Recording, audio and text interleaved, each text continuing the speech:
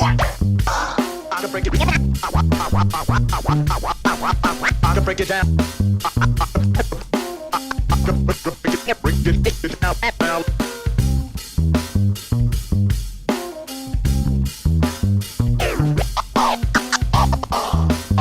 I can break it down. I can break it down.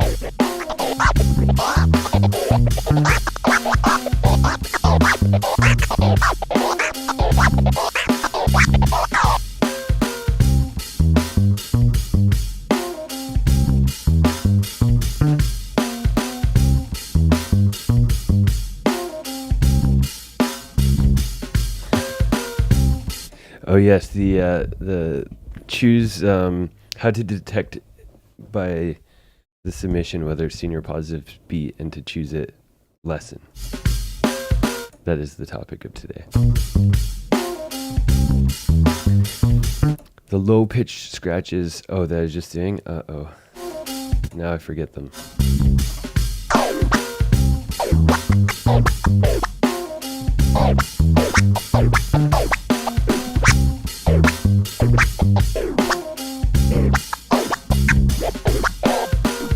Was it those, hopefully?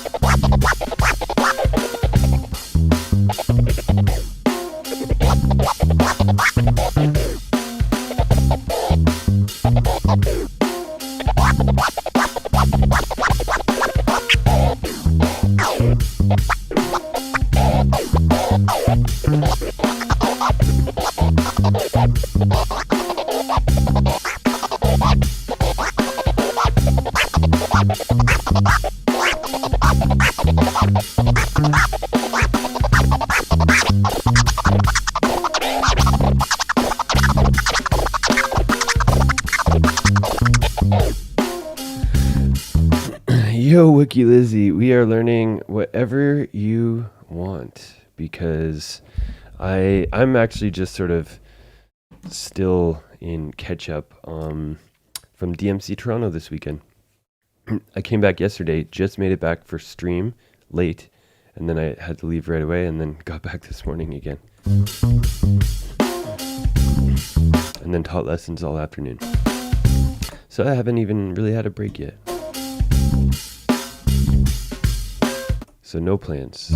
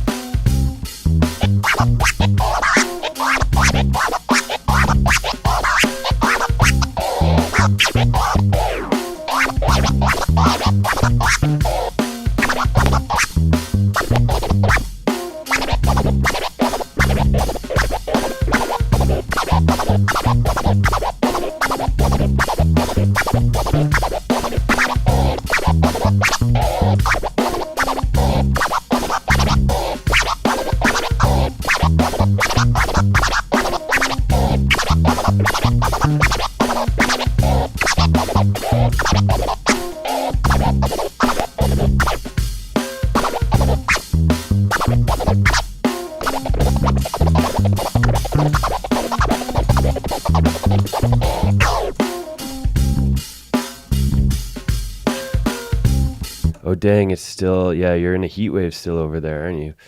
All right, well, try to get some good rest, Mr. Positive.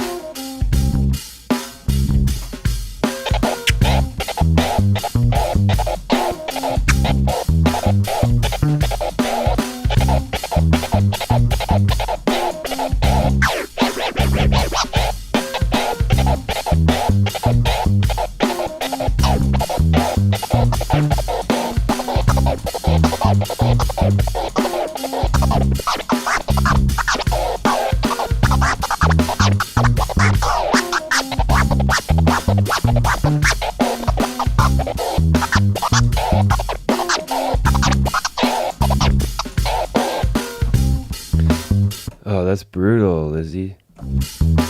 Damn.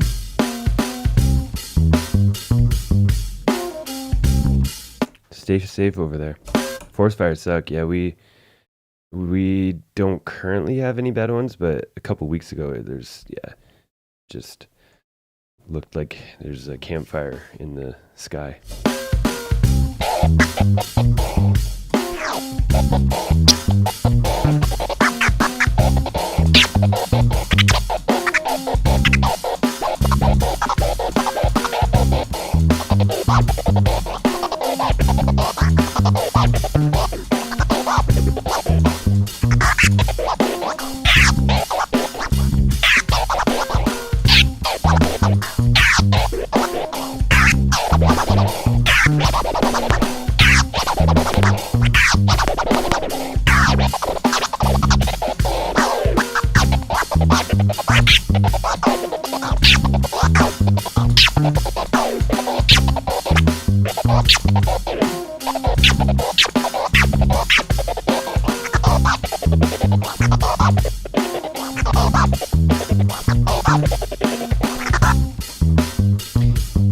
I'm feeling very fader clicky today.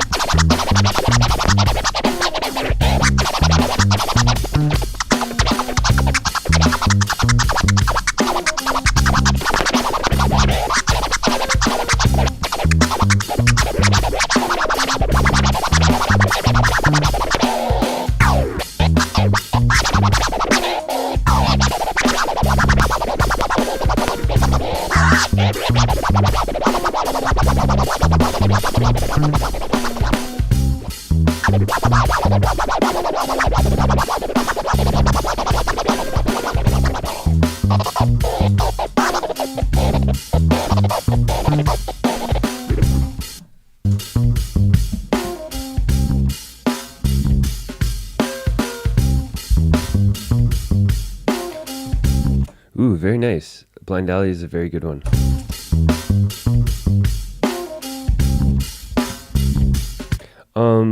I would say Mr. Sinister theme from SWAT, if you haven't done that one, is definitely good and in the same ballpark. Rock Rada, Chief Rocka.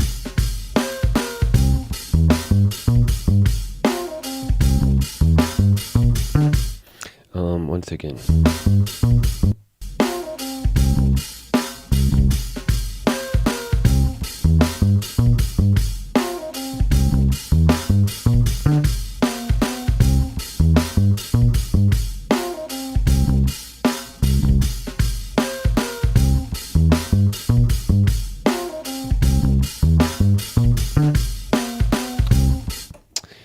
Yeah.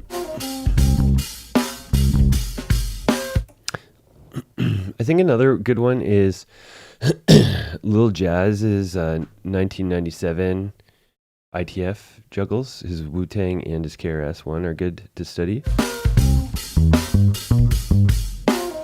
And look up Vin Rock's 97, 98 stuff. Particularly, I think he has the Janet Jackson Nasty juggle, which is probably a solid one.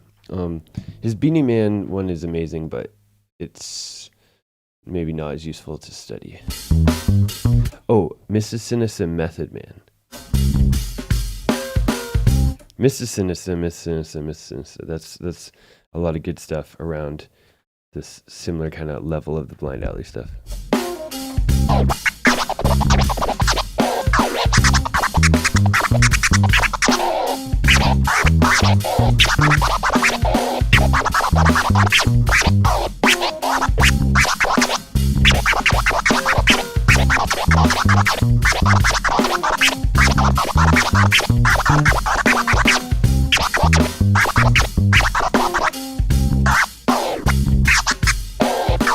What a mixture.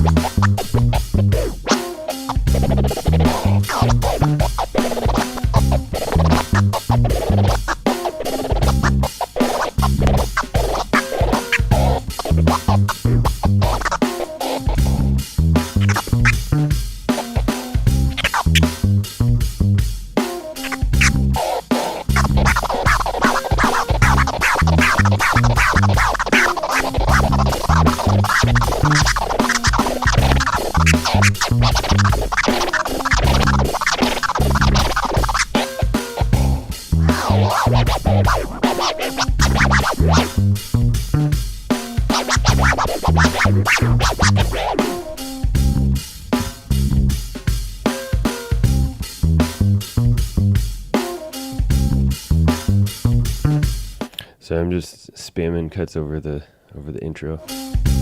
That's what I feel like.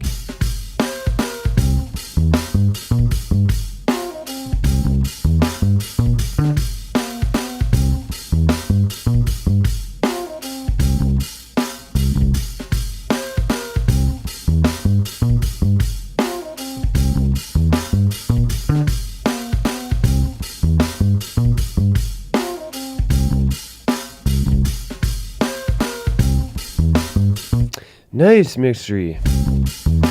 Are you? Is it going well? You're enjoying it?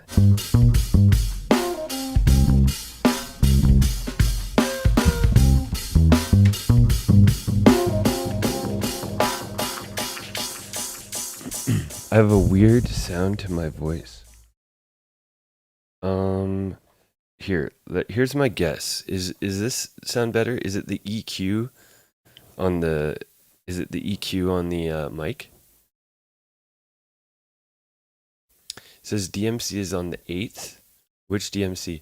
Yeah, no, the EQ is just messed up because we used my mixer for DMC Toronto. And somebody must have switched stuff up on it. Why they were touching the mic settings, we will never know, but that's what happens when people are in a battle and they're all nervous and stuff, and they're like, why is it not scratching right? Yeah. Nice mixture. Yeah, there will be another boot camp one day. Not for a bit though, because oh man, I've got so much coming up. I got a festival in. It wasn't Cam. No, I don't think it was. I don't think my mixer was set up for you. I got festival not this weekend because it's Flipper Flop semifinals, just in case anybody missed that. Um, but so a festival the weekend after that, and then 2 weeks later is DMC Canada Nationals, and then I think I mentioned before, but I've got a whole bunch of travel gigs coming up. So yeah, if you're in Europe or Asia, maybe we'll cross paths. um, yeah.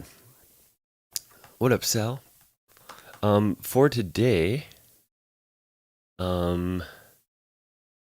we are gonna do whatever you guys want. I don't really have anything planned. Where will I be in Europe? Well, UK for the World Finals is firstly, and then the other, I'm not sure if I can quite announce yet, but be on the lookout in the next couple weeks, I think.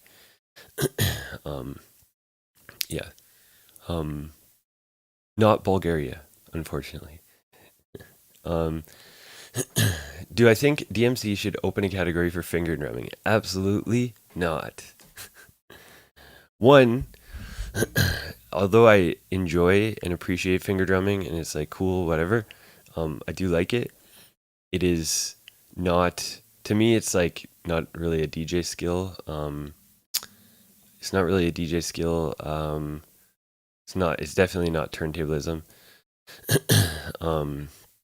Yeah, and in general, I think the less categories, the better ish. Because over COVID they had like a million categories, no finger drumming, but still a bunch of stuff. And this is like sort of my same answer. Like another thing I hear is like, why don't they do a vinyl category? Completely ignoring that they had one basically until like 3 years ago. But people ask that, and I'm like, why does there need to be like, yeah, basically like, why does there need to be a category for something you can already do in the other categories? You can use vinyl in the 6 minute or supremacy or even the open. Also, you could finger drum in any of those categories. I think probably of the three, like the open category, it's not. It's almost like it's semi-expected, or like it's welcomed. You would receive a higher score for doing it well. So yeah, there's my answer. Don't need a category, a specific one, but if you want to do those things in DMC, do it. That's always the answer. Let's see. Oh yeah. Something else. A random thing. I just was looking at them over there. So I got a bunch of random M447 cheap styluses off of AliExpress. I got 5 different types, and I've been testing them out, both in the sound quality and the skippability. So I'm actually using one right now. We'll have a little review on if any of the $10 M447 styluses are worth the $10. Yeah, so far there's a couple that are definitely not worth. They're not even worth $1, I would say. They're so bad. But surprisingly, a couple of the $10 ones, not bad. They're not bad. Both the ones on each side are 2 different $10 ones. The sound quality varies quite a bit, but it's not always necessarily terrible or bad. It's different. Yeah.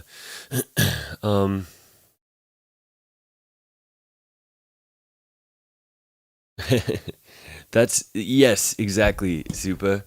We'll not,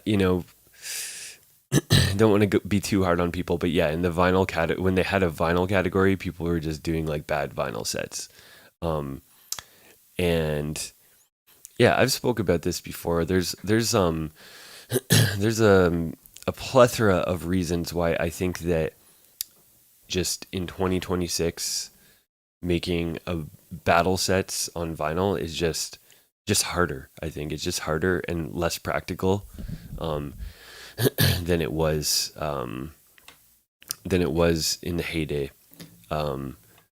which is another reason why restricting it just doesn't work. But every so often there's who's it? Bunta got second in Supremacy 2 years ago on vinyl.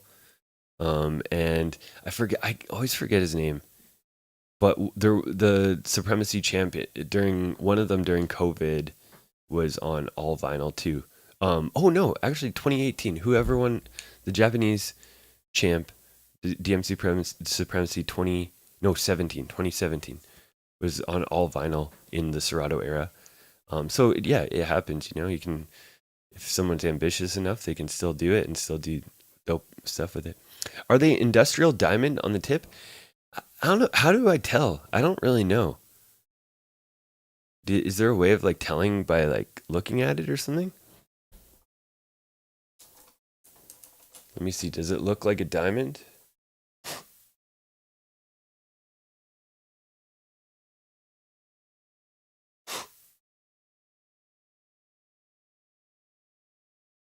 I have no idea. It's too small. We may never know if it's a diamond. But yeah, some of them sound decent, some of them sound bad though. These are my top 2 bootleg. Yeah, what's like? Yeah, and there we go, Death Surge. That's why I'm rolling the dice with these cheap ones, with the El Cheapos, to try and find out. So.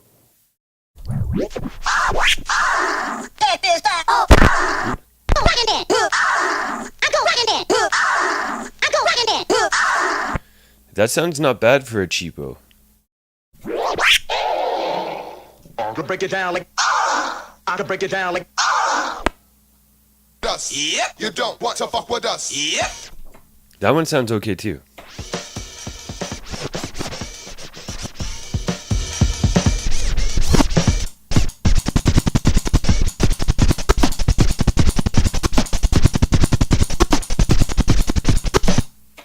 I mean, I think those drums on that record are not very high quality anyways, but Funky fresh. Hey. Hey. Hey. Yeah. This one over here, I'm not going to reveal which one it is yet until once I test them thoroughly. I'm going to just maybe tell people where are the good ones. Or should I even let that information out? What if they go up in price because people are like, oh, I can just get the $10 ones and then they become $50? Because yeah, the Jigo's $130 Canadian per stylus.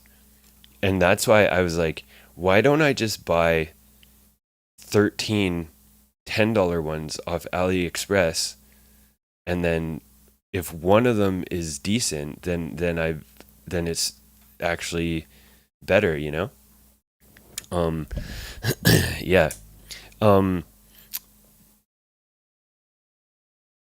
Oh, super. Wow, Super Lupicus. Wow. Oh man, a businessman. Yeah. V447's coming soon. I guess that's kind of what that's what AliExpress is for, right? Alibaba, like not AliExpress, but Alibaba. You can just buy like 100 of them, right? And wholesale them. Or not wholesale them, just sell them. Yeah. But what I will say, this one over here, the Magic Mystery one, sounds, I'd say, sonically, maybe 70% as good as an official one. Like, it doesn't sound awful, right? That's just an awesome sample. Here, let me get. I don't know if that Q-Root record is the best sound quality.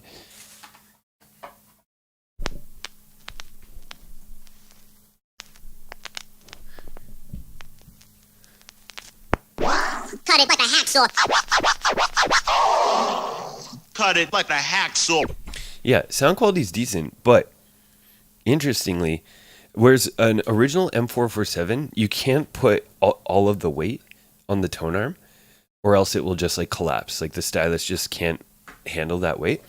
This one, I've got full weight on a reloop, which is like way more than what a 1200 tone arm weight puts on.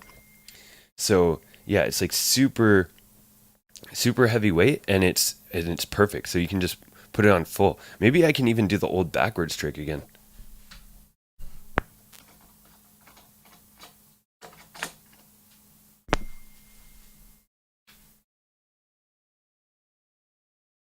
The backwards trick does work.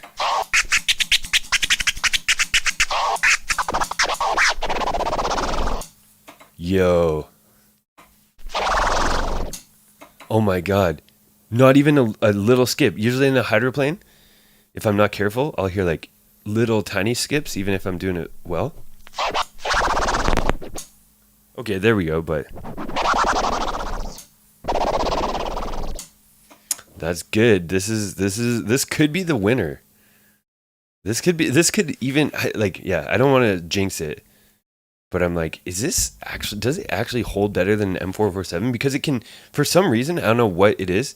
Maybe it's like, yeah, it might not be real diamond or whatever, but the physically you can put way more weight on it. Like the backwards, I turn the weight on backwards back here, which generally is like, you shouldn't do that, because basically every Ortophon and real authentic M447s, they can't take that amount of weight. People would do that back in the day on like Stanton needles.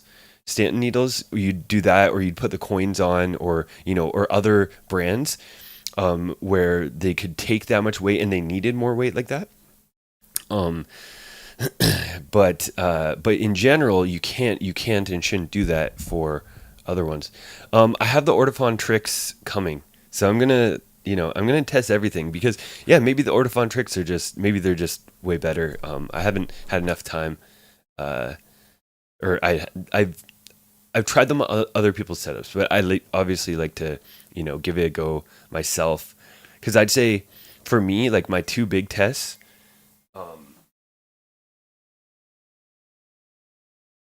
Turning off my phone.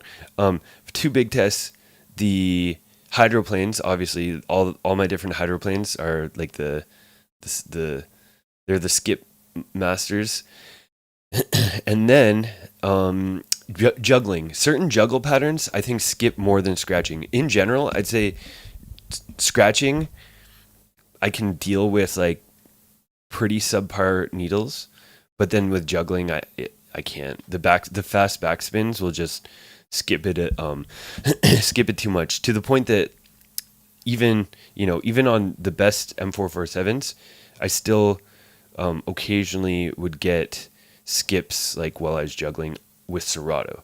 So it's like, it's just how it is with aggressive juggle patterns. But yeah. Anyways, that's what we got. What else we got? I want to try something. I'm gonna try and actually upgrade this even more. But I picked up a used iPad because I was like, the whiteboard's cool and stuff. Maybe people are like so used to it. Maybe I should always use it. But I can also do like this for scratch notation. It's pretty clear on the camera, right?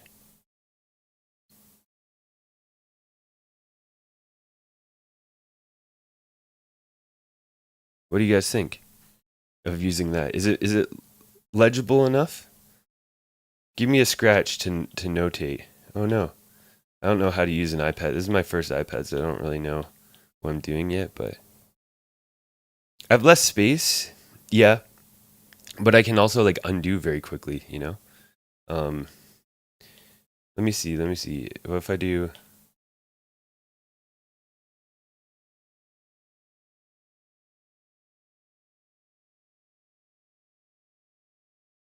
Yeah, there's a little less space. I could also maybe even do it. The MIDI overlay. Oh yeah, of course I can still do that, but this is more for times when I don't have that set up, or like, I have to set that up ahead of time, and sometimes I just want to pull up something, and um, yeah. I tried this earlier, but it didn't. It had an issue. I don't know that I might have to solve, but I had it screen shared to, so it's actually like this. The iPad screen is like actually digitally on here as an overlay. But how would you notate a hydroplane? There we go. Maybe that needs to be. We need a bit more definition on it. There's the hydroplane.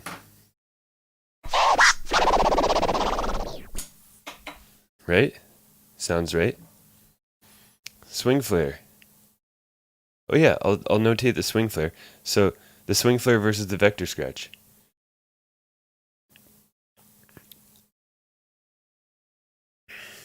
So that's the swing flare.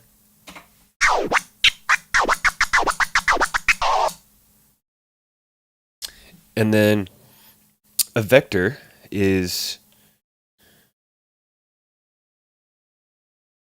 it's very similar. It's like, that's, I mean, I was sort of inspired by this. The actual way I came up with it is always, I was trying to do stabs and I thought I was doing stabs, but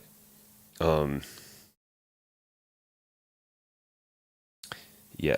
So okay, the actually the best way to explain a swing flare versus a vector is to do two of them, because doing just one, it doesn't really, it's not quite as obvious what's going on. Whereas when you do two, it's a lot more clear what the difference is. Come on. Wait. You can do this. There we go. So we have like a swing flare is constant notes.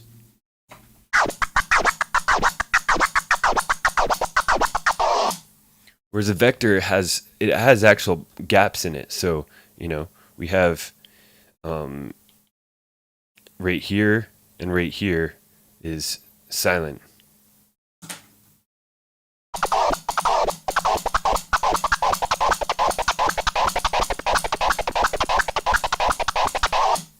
Right? Da-da-da-da-da-da-da-da. You get the triple sound. Now, those are, I guess, like what I'd call. Wait, is there a way to erase everything? Probably like this. Yeah. So this is like a traditional vector, like a 3-click vector, maybe. But then there's also a 5. Oops. Which is, yeah. This is another distinction. Like, if somebody, for some reason, if somebody's like not convinced of the vector being different than a swing flare, then I tell them to try doing a swing flare that is this combo.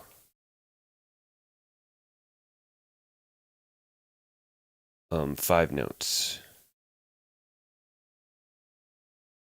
Just like that. And once again, oh no. I'm noobing it up on the iPad. Once again, no sound on the way back. So 5-click vector.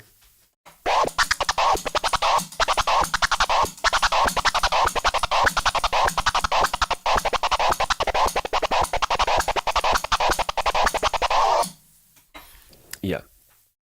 And now, if you're savvy enough to deduce what's going on with this notation, you'll realize that it's not really like it's not really a brand new thing. Nothing is new, I suppose.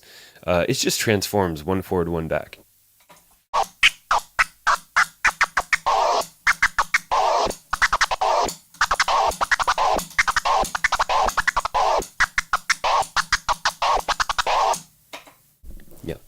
just one-click transforms. But this is always one of the lessons I like to express with something like this, especially if you're somebody, if you hear it and you're like, oh, that sounds dope. That's like an impressive power scratch.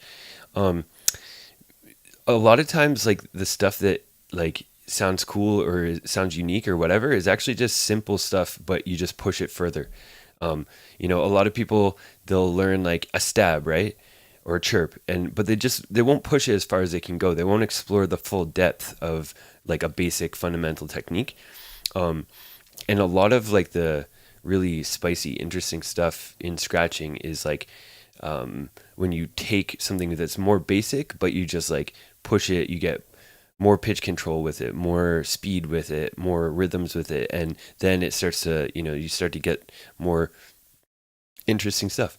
How many clicks is it? Well, technically 1, 2, 3, 4, 5. It's technically 5 clicks because the this click here and this click here, it's like your fader stays closed that whole time. So it's 1, 2, 3, 4, 5, and then the 6 is the 1. Yeah, that's a good question, Sal. And this is my answer. So for transforms, basically, you want to practice the here, let me see. I'm gonna grab, oh man, I dusted off this beat I use this. I'm not gonna use it in the finals, but I use this in DMC Toronto.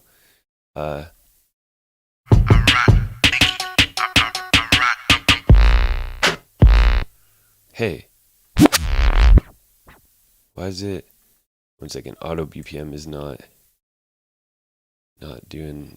It's not BPM in. How about this?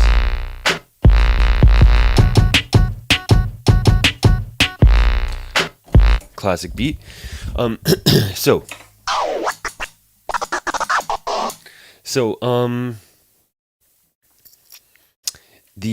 for fast transform. So here's my philosophy. Basically, like if we want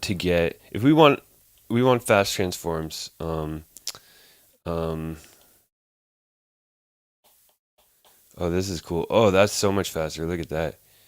Wait, it's convenient. I don't even have to use my shirt to erase the whiteboard anymore. So my philosophy for speeding up transforms, well, I guess like a single transform, that's just a stab. So that's sort of doesn't count. But the first thing you want to do is you want to speed up 2 transforms. Why do I have to write this out? I don't. I'm just making use of the iPad. 2 transforms. So you want to you want to get your 2 transforms as fast as possible. Like you want to basically find the simplest thing that you can speed up. Like sometimes this might seem obvious, but it's like, everything goes in a certain order. And I think some people are like, they'll be like, it happens more with flares, but with transforms, we can do the same thing. But with flares, people will like be like trying to get really fast 3 clicks when their 2 clicks aren't fast yet, or even their 1 clicks. And like basically you're never going to get fast 3 clicks without fast 2 clicks, or like it's just a weird order to learn it in anyways. But even with transforms, you want to get 2 double time transforms fast, and the best combo to do that, start closed and do a single time transform forward and then double time back. We got Shim, we got the champ, the Toronto DMC champ is here. And we got cutting corners. We got the flipper flop reigning weekly champ.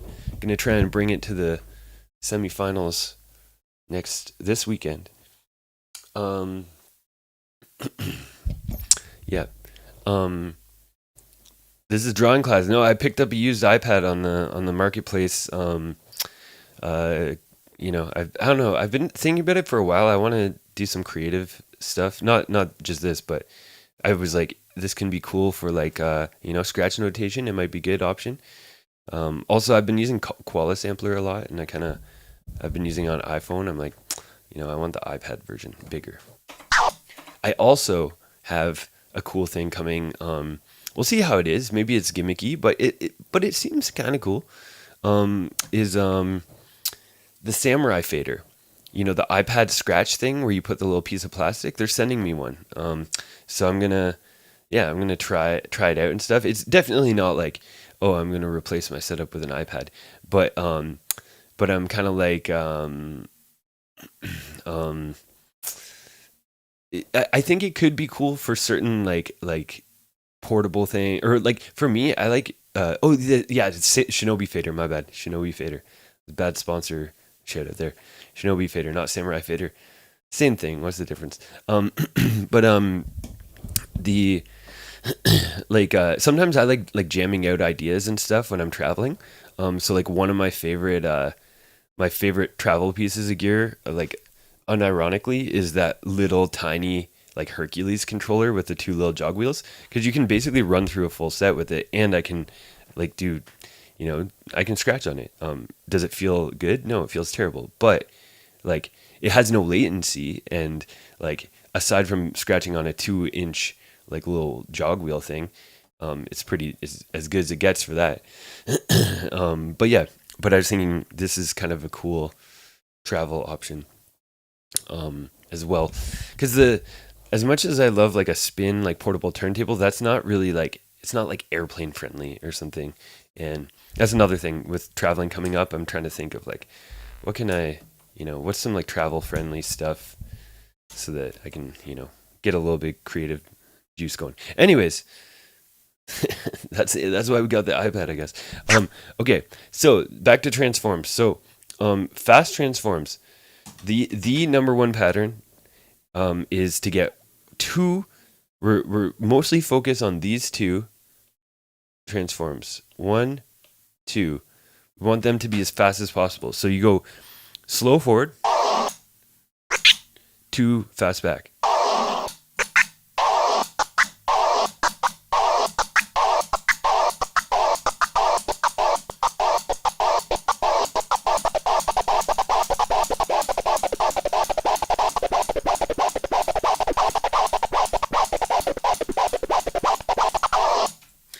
Yeah, well, the people on the airplane, they can battle me if they want me to stop. Yeah, maybe I can put a bumper in the Shinobi Fader if it doesn't have one. Okay, so that's the pattern. Now, one super key thing to pay attention to is when you're speeding it up, make sure is this. Don't accidentally switch to a similar but not the same technique of this. So this is something I see a lot in students that have taken down the transform double time journey, is often like just to try and get to certain speeds, they'll start out doing, and then it starts speeding up.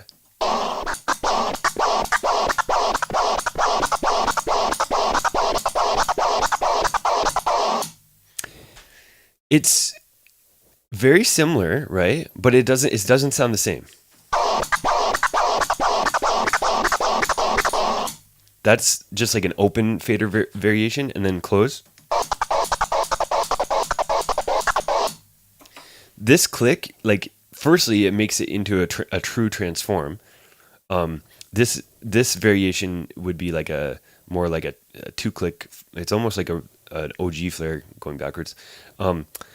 First, it makes it true transform, but it also makes it a little bit more like staccato, more, I don't know, or I always say it makes it like chunkier sounding, like your silence, the silence within the technique is a little bit more meaty, and just, to me, that's, I don't know, it's subjective, but to me it sounds better. It sounds subjectively cooler.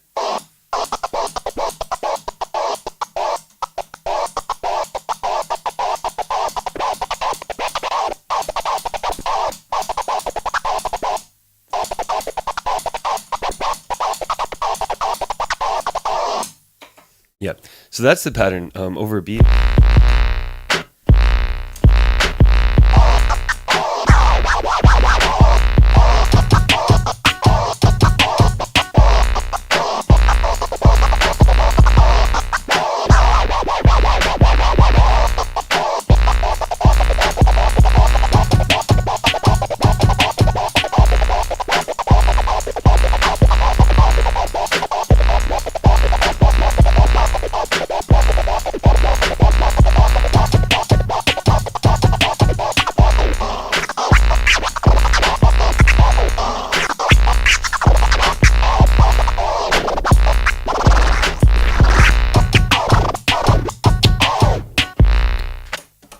Yeah. um, so that's it. You can throw suggestions out. Yeah, I've barely even recovered from Toronto DMC because I rushed home for stream yesterday and then left and then was back this morning again. So no time to plan. But yeah, so that's the idea. Let me do it over a slower beat too.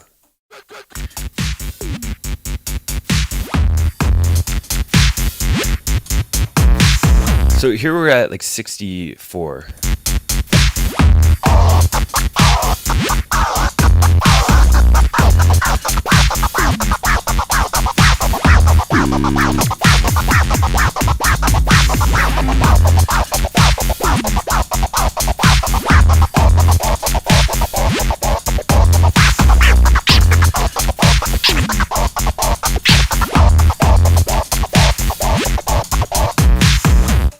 Yeah. Oh, my up faders are messed up because I changed them around for the Toronto guys as well.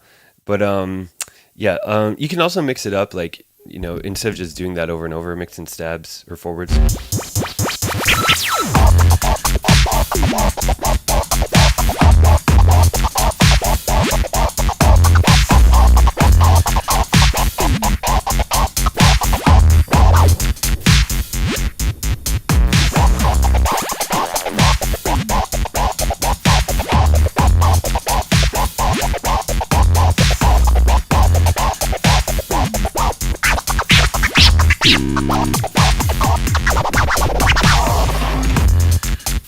Yep.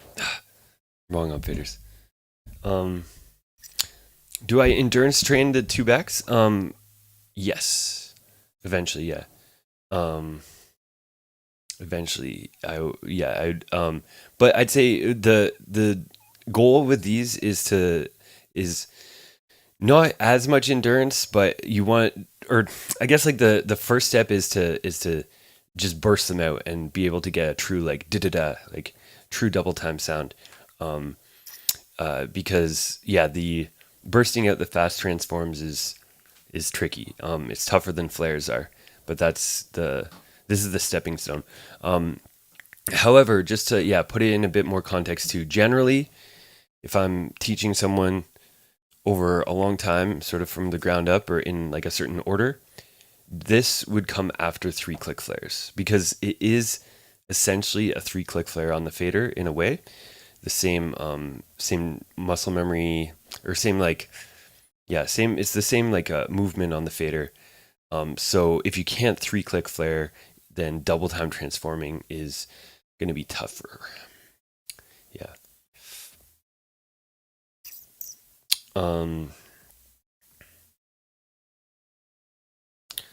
Double and triple fill chases. The half and full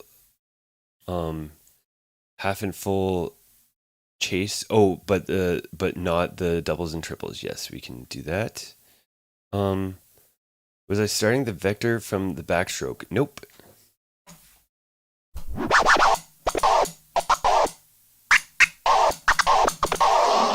Cut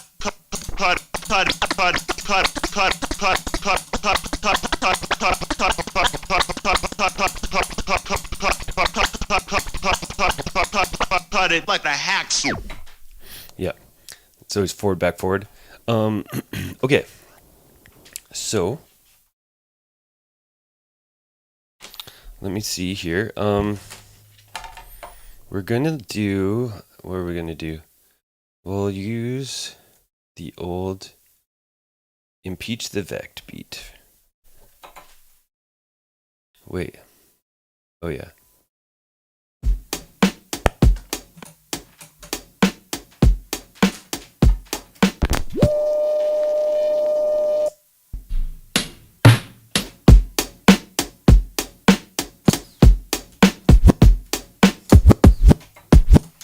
Okay, so Shim was asking about double and triple fill chases. So, okay, I think there's a little bit of nomenclature clarification here. So doubling and tripling in a chase juggle. Doubling would be just doing an offset chase where it starts on the hat over here, and then you're just doing a normal chase, but with this starting on the kick and this starting on the hi-hat.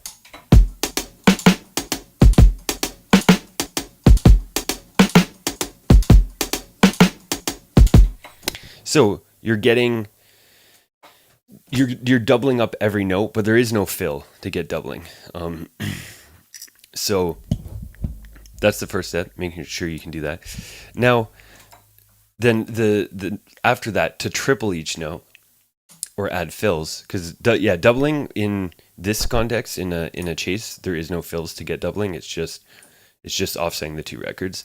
But to get fills or triples, firstly, I would start with, so for you, your left scratcher. Okay, so we'll do the fills with your right hand on the fader over here. So the fills that you're shooting for with your strong hand on the fader are the hi-hats.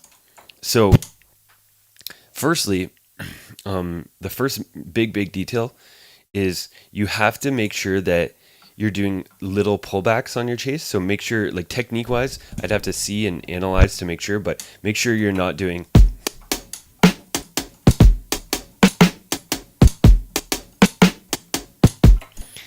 that. Sounds the same, but what I'm doing there is I'm pausing, I'm stopping the record every time very, very quickly. Whereas under the fader, you should have like a little pullback every time, even though you don't hear it, because that is one of the notes that achieves the fill. So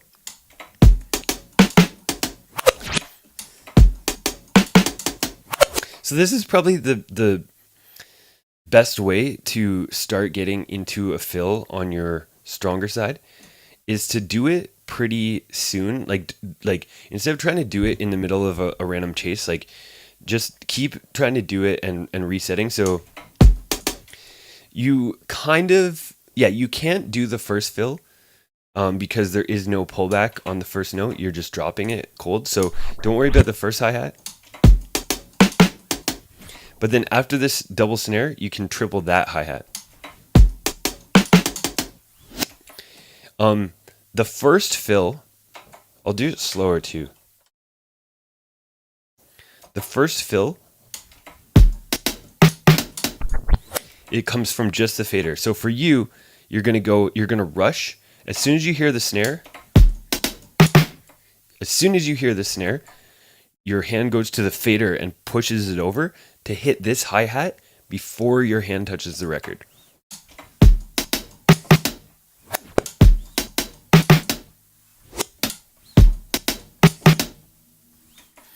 And then the second one is going to be the hi-hat from this side when your hand brings the fader back to the right side.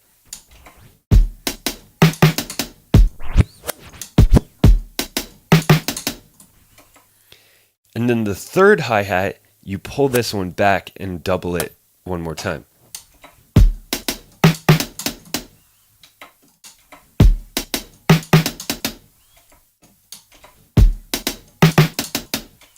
Yeah. So kick, hat, hat, snare, snare, hat, hat, hat. That's what you're going for. So just trying to get that. Just do that as long as you need to so you can hit it like pretty much every time.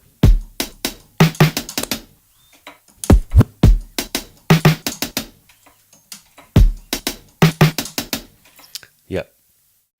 So once again, in any given triple, the first triple comes from the fader movement, from your rushing from your record to the fader. The second triple comes from the record that you just came from. And the first note of the triple comes from going from the record rushing to the fader. Second note of the triple comes from the record you just came from. And the third note comes from pulling back the first note that you hit and hitting it again for the third note. So it goes hat, hat, hat.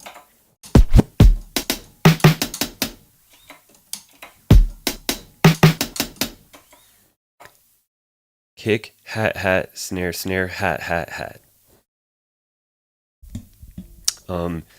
Now, once you can get the first triple in there, try to get it every time after the snare.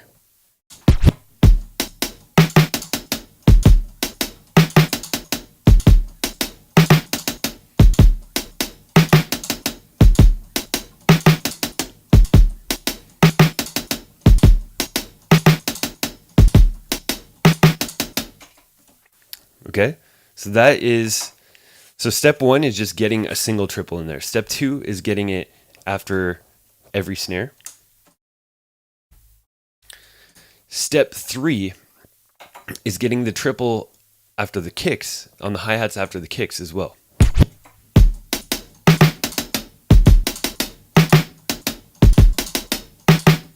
At first, I would say try to do it only after the kicks, like this.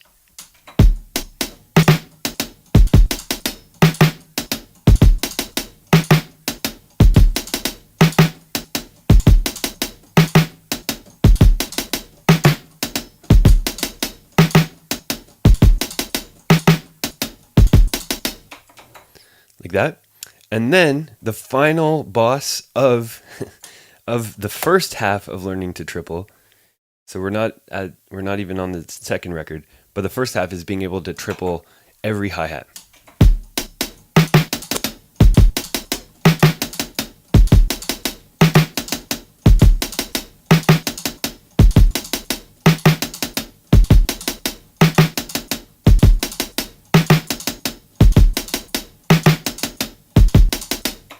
Okay, so that's the first half of our tripling fill journey. And now the next one is doing the fills on your weak side or the leader side. Or yeah, depends where you start. I don't know. Some people do start their leader on their strong side. It's up to you. Hey, metronome, I put a lot of steps in there. I think that's like we've got like 7 steps on the way to before we get to the bird. So the next step is to start over here, and for this triple to start adding triples here, focus on the first snare. So again, the first note of the triple of the snare is when you rush from this record to the fader to catch it before you touch the record.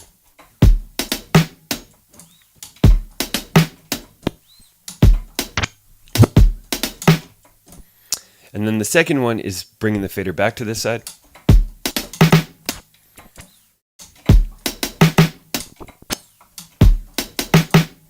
And then the third one is bringing it back to the snare one more time.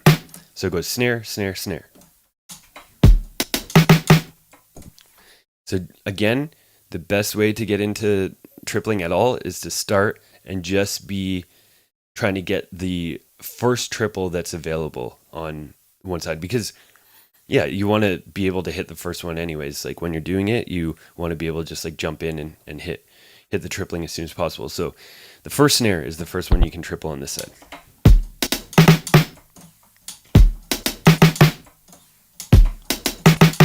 So kick, hat, hat, snare, snare, snare.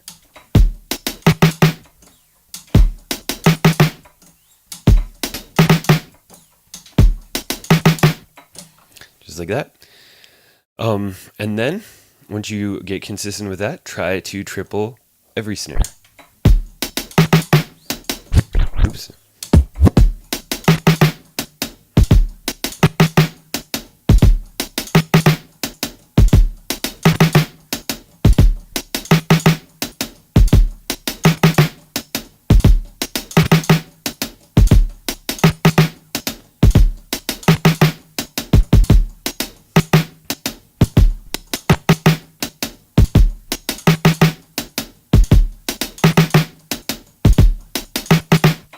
All right, so that's step 2 of the leader side.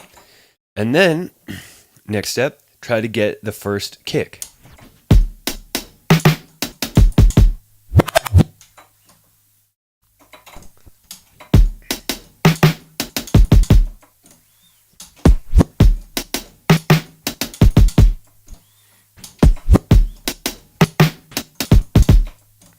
Cool. Getting the first kick tripled, and then every kick.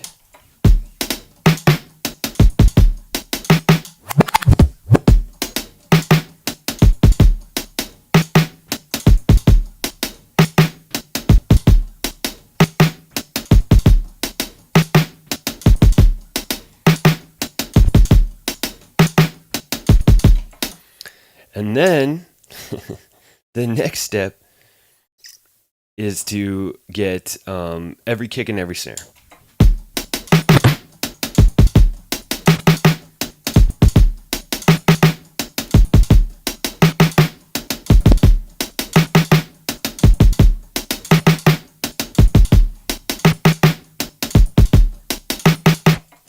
And that is the final boss of this side only. So there's about what I have, like three or four steps per side to get triples comfortable on each side separately. And then and then you want to put it together. That's the next step. Yeah, you can choose whatever side def switch, but and I'll answer your question in a sec, metronome. But essentially, like, how I always think of juggling, especially for when you're starting, and probably for a lot of patterns, is you want to pick a leader side, which is going to be the downbeats, and then the follower side that comes second, and it's the upbeats, or in this case, the hi-hats. And you want to stick to that because it's easier to navigate. If this side is you're always releasing the kicks or snares, and then if something sounds wrong, then, and you know that the kicks aren't hitting cleanly, you know it's this side. And then if it's the hi-hats aren't clean, you know it's this side. So making sure, but you can start on the left as your leader and the right as the follower. Either one. Yeah.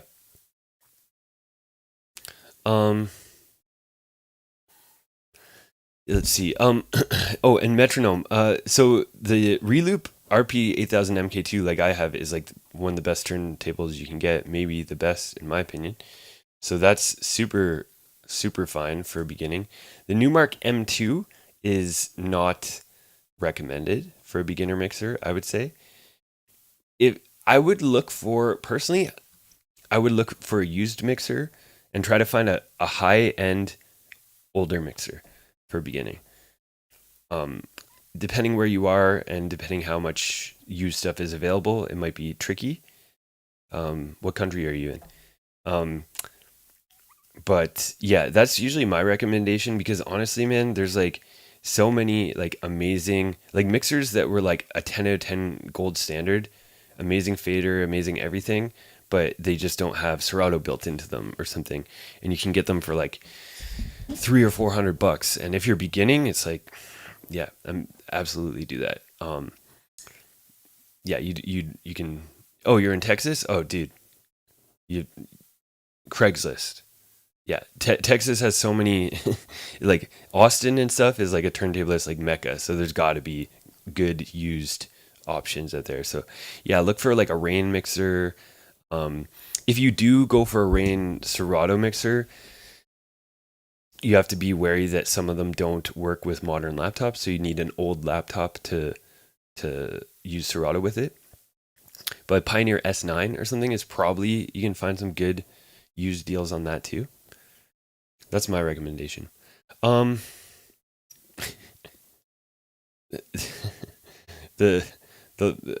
I'm using leader and follower, not master and slave. I think that's not the master and slave is not the most politically correct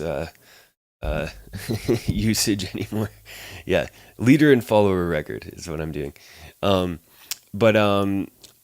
the follower side is always a hi-hat, yeah, because I'm always dropping the hi-hats there. So when you choose what your leader record is, that you're also choosing which note is getting fills, like kicks and snares on the leader and hi-hats on the follower. But if I put the leader over here, it's kicks and snares here and the hi-hats on the follower over here. Yeah. Hey, Culbro, I'm at minus 16 right now just because it's slower and easier to demonstrate. Yeah. Or, you want to beat match 16% lower, or you want to, sometimes for scratching, it actually feels a little more comfortable to scratch over a slower spinning record too. Okay, so back to the pattern. So basically, because we're not done the full tripling journey. So if you went through if you've done all of the steps that I've talked about up until now, you should be able to triple every possible triple on one side and then every possible triple on the other side separately, but you haven't put them together. Still, the next step, I would not put them all together like that. What I would do is start with tripling like just the kicks and snares.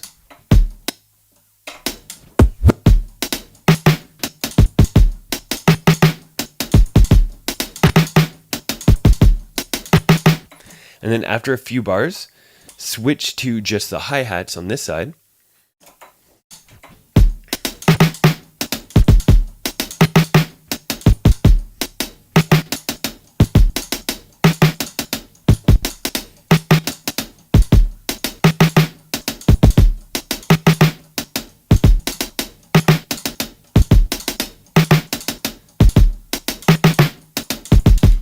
Right? So I'm doing kicks and snares, tripling on this side, or I'm switching to the hi-hats over here, but making sure that you can comfortably just switch your focus of where you're tripling. Not only is this a good like step in just learning to triple and do the fills on both sides, but musically, like this is something that is a very important detail to tripling and fills, is that sometimes when people learn how to do fills and triples, and then they learn how to do all the fills and triples, when they make a routine with them, they're just doing every possible fill. But in reality, if you're making a routine, if you're making a good routine at least, you want to be a bit more tasteful with it. You don't want to just like start your tripling and just do every triple for like a minute straight. It starts to sound like insane, too chaotic. So you want to be able to sort of build it up and like, and certain tracks too. Honestly, some tracks, certain fills won't sound good because it could be the swing in the note. It could be, it not every beat has a straight note. It might have like a longer note or something, and you don't want to triple like the second half of a note. The end of a hi-hat doesn't sound as good to triple as like the beginning of one or a crash cymbal or something. So you want to be able to leave out certain triples and not triple everything. So it's good to be able to switch focus on one side or the other, bounce back and forth, choose the parts that sound the best to fill and triple. Do I make beginner tutorials? Yes, I have 8 or 9 or something on my YouTube channel. More coming, but I've just been swamped in event planning. The Flipper Flop and DMC have taken priority over YouTube tutorials for a brief moment, but I have a bunch still planned.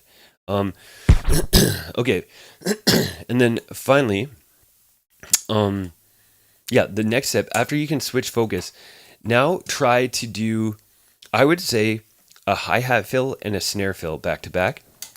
Don't do the very first one. Start with the second one.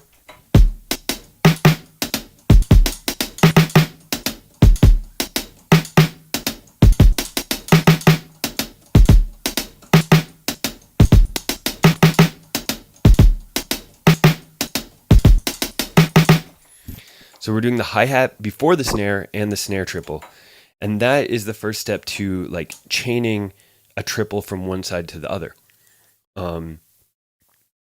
And then the next step is to do the triple on the hi-hat before the kick and then the kick.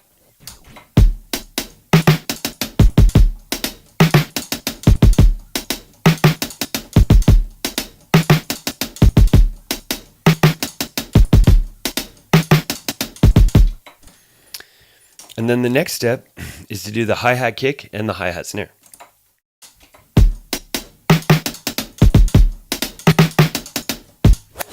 Oops, one second.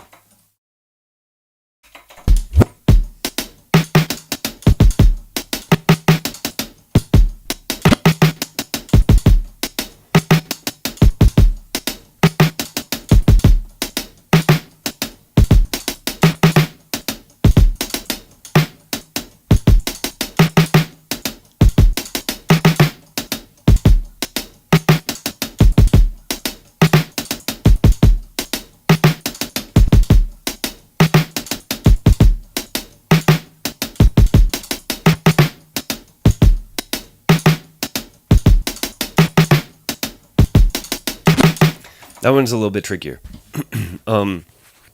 Again, sort of switching focus between the hi-hat kick and the hi-hat snare.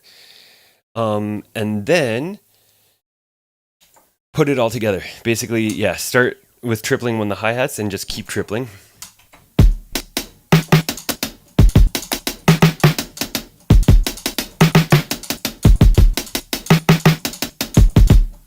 And you can kind of like instead of just jumping all the way into full triples, you can kind of like bounce back and forth. If you start to lose it, a good habit to get into is to go back to just chasing without triples.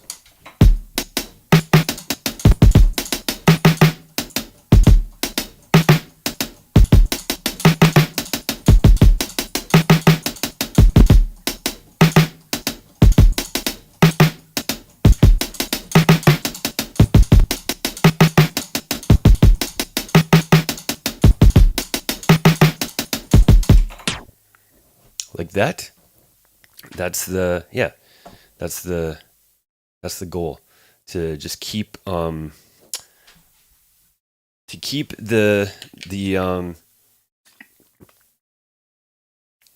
triples going without going off beat. Yeah, and like I was saying, a good habit is to be able to just go back to your regular chase and fix the chase if it starts to go off beat or you start missing triples.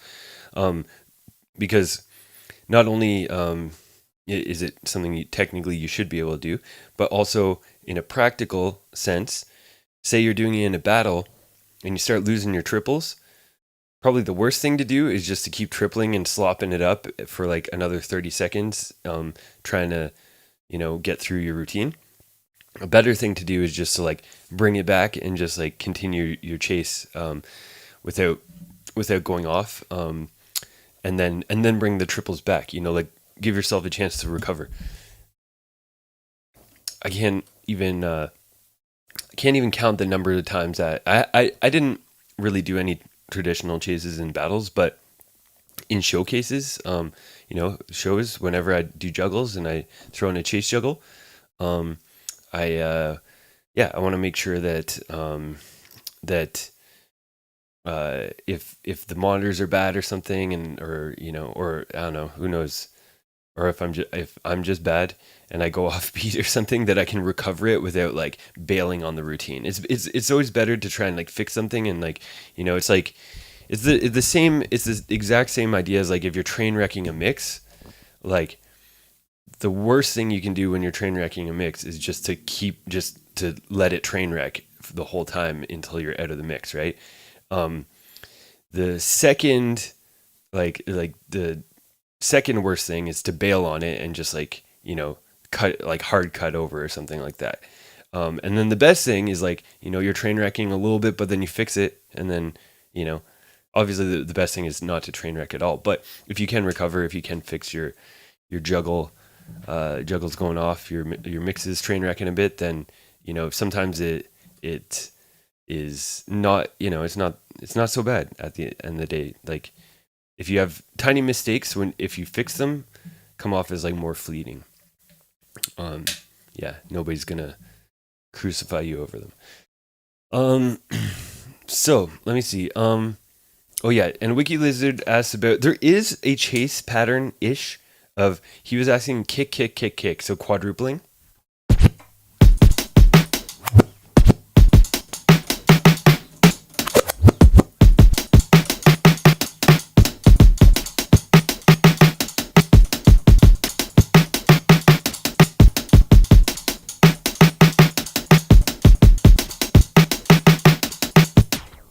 There's that thing. That's kind of like that's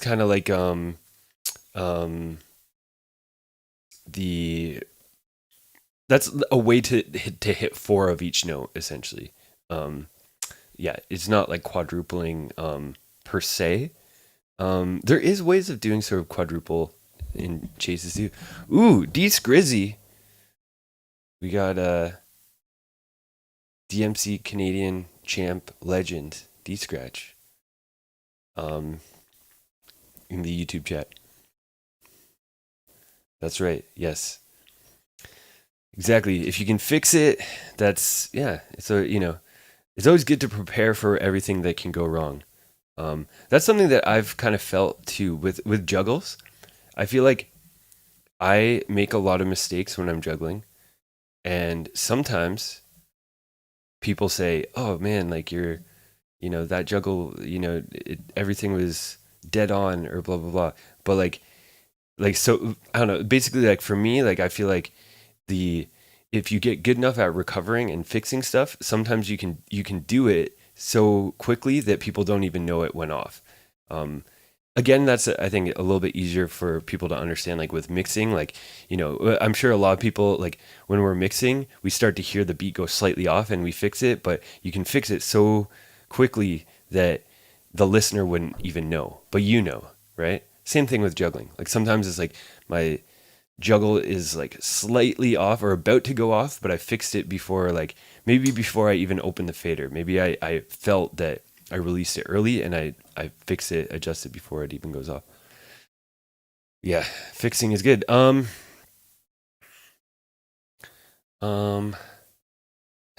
touch. It's funny that you mentioned the vinyl category. I had a mini rant about that at the start of the stream here. Um, yeah, basically, you can rewatch the very start of this later, but essentially, um, the vinyl only category is, in my opinion, kind of stupid because you can, if you want today, you can enter DMC with only vinyl. There doesn't need to be a rule to do it. And basically, why did it get taken away? Because there's a lot more people who talk about, oh, I love vinyl days were better, blah blah blah, or like people should do it on only vinyl. But it's the people who say that stuff they would never in a million years like actually do the work to enter, you know. And it's like, yeah, that's what's been proven by them trying it, is that it's like people don't actually people would rather talk and complain on the internet than do the stuff that they, if everyone who is like, oh man, there should be this still happening, or people should be better at this, if all those people did the thing and like, or tried to be the change they want to see, then things would be everything they'd want it to be, I guess. Let me see. Froggy Fresh said, that's a good username. Froggy Fresh said, do I freestyle the first when starting a scratch, do I freestyle for the first couple of scratches, or do I go into scratch patterns and then freestyle? Nowadays, I can just freestyle. Yeah, I can. I've done it so much, I can start however I want. Sometimes I get into sort of patterns and drills, or like things that I've done before. Like 99% of things I do in a freestyle, I have done many hundreds of thousands of times before. But occasionally there's something that is an accident or whatever, and you just kind of throw it, kind of, yeah, you fully improvise. But it's usually it's more like variations on things that you're familiar with, rather than, I'm not taking stuff out of the thin air or out of the universe when I'm freestyling. It's like out of my past practice. Total Eclipse rolling fills, how does it fit in here? So rolling fills are not swung. So like triples and fills are done at a slower rhythm, swing rhythm. But rolling fill, you would do it at the regular speed of the beat.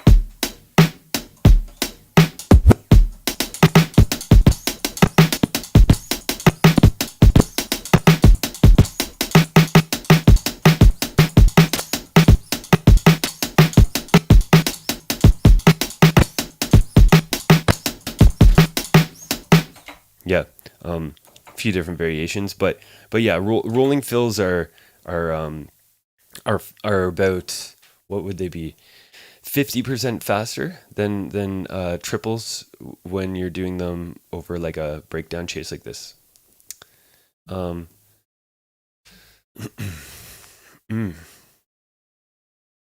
I feel you, Def Switch. So, if you, if you feel like you're plateauing over with the technique, let's jump into some scratch again.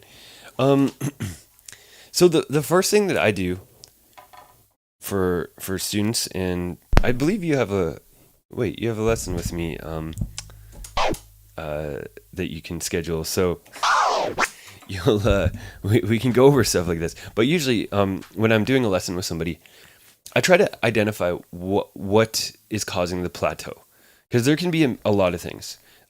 Like firstly, just like low hanging fruit is like if someone's like holding the fader like between their first two fingers and they're like, man, my 3 clicks like just aren't fast. It's like, yeah, it's because you're holding the fader like chopsticks or something like that. You have to hold it with your thumb and finger. Like there's it's not that extreme usually, but some people do. Like I've definitely had people who hold the fader like this, between their knuckle and their thumb, and it's like, okay, first step, like that's why you're plateauing. That's why you can't go fast, because you're holding it weird. So having like your good fader technique and everything, like all the stuff I've talked about, that's number one. And then number two, I think, is making sure that you've established like your true perfect baseline. This is the very first Twitch lesson that I ever taught. I mentioned this, and so like 8 years ago, or whenever my first Twitch DJ stream was, and I mentioned the concept of the baseline. The baseline is something that I've always thought about, is basically finding any tempo that you can do a technique like correctly, like perfectly, essentially. But it doesn't have to be fast. It can be extremely slow. And that's usually, it's good to find one that's extremely slow. Like you want to find, you want to find a tempo that is just very, it's something that you can do all day, easy, but it has to be perfect, because it's how do I say this? It's like this is something that's like, it seems obvious, but a lot of people just actually just can't do. They haven't found a tempo that they can actually do something on. They're just kind of slopping it up, like over a random tempo. And if I see it, if I've seen it or heard it, and I'm helping them, I'll be like, yeah, you're not actually doing it yet. You're like just doing something sloppy. So if you're 3 clicks, if you're doing your 3 clicks and they're like,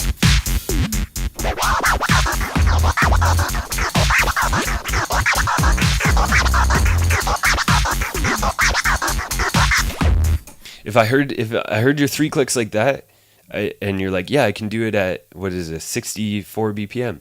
I'd be like, well, you can. You're not doing it. Like, that's not is it technically a 3 click? Like, if we notated it, if we drew it out, technically that's a 3 click, but the timing isn't right. It sounds janky. It's sloppy. We want like a perfect tempo. So, go half that speed. So, 64 BPM single time.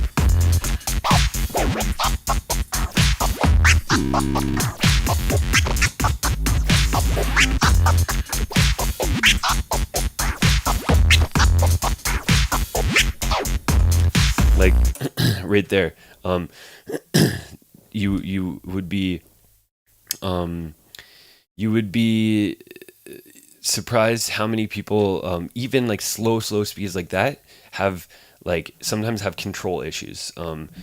And yeah, they just can't do it even at a really, really slow speed, let alone faster. So yeah, finding your baseline and then working it up and seeing where you can get it to. So I don't know, here's 70.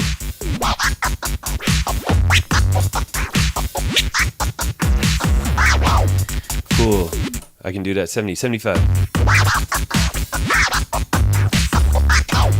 Cool, I can do it over that. Blah, blah, blah. We get up to, what do we got? We're at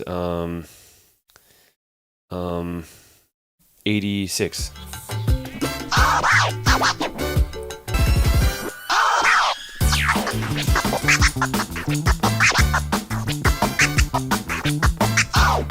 You know, and just keep going up until you find a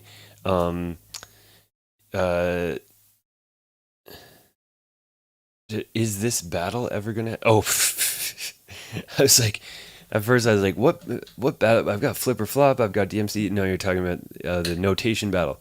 No, it's never gonna happen. That's the brokest guy on the internet. He can't. Yeah, I'd have to pay for everything, I guess, to make it happen. And then even still, yeah. I was talking about single time there. I was doing single time all there, but yeah, basically just keep working up until you find a tempo that you get kind of stuck at, and then let's see. The next step is to if you do get kind of like hard stuck at a tempo where you're just not able to progress, then but you're doing everything correctly, then the next step is to adjust how you're practicing. And the two ways I always say to practice: one, endurance practice. So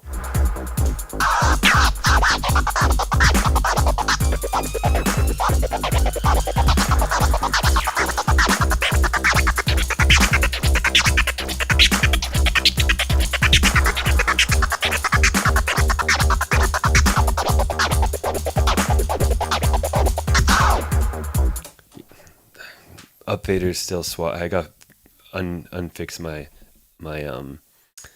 up fader setup after DMC. I'll do that off stream. Yeah, so basically endurance practice, practicing for 1 minute straight over a tempo. You'll probably have to bump the tempo down like at least 10 or 20% of what you're normally practicing at, because you're going to feel the burn in your forearm. You're going to be like, you know, once you're trying to build that endurance. But the endurance is it's going to make you more consistent. It's going to give you more endurance in general.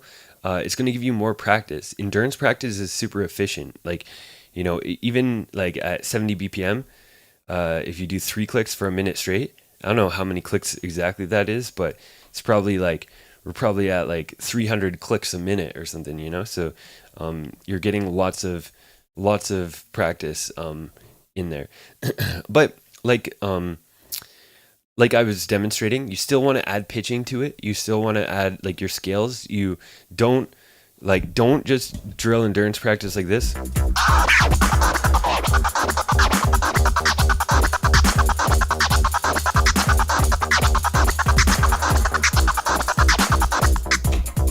Put as much style as you can into this repetitious drill.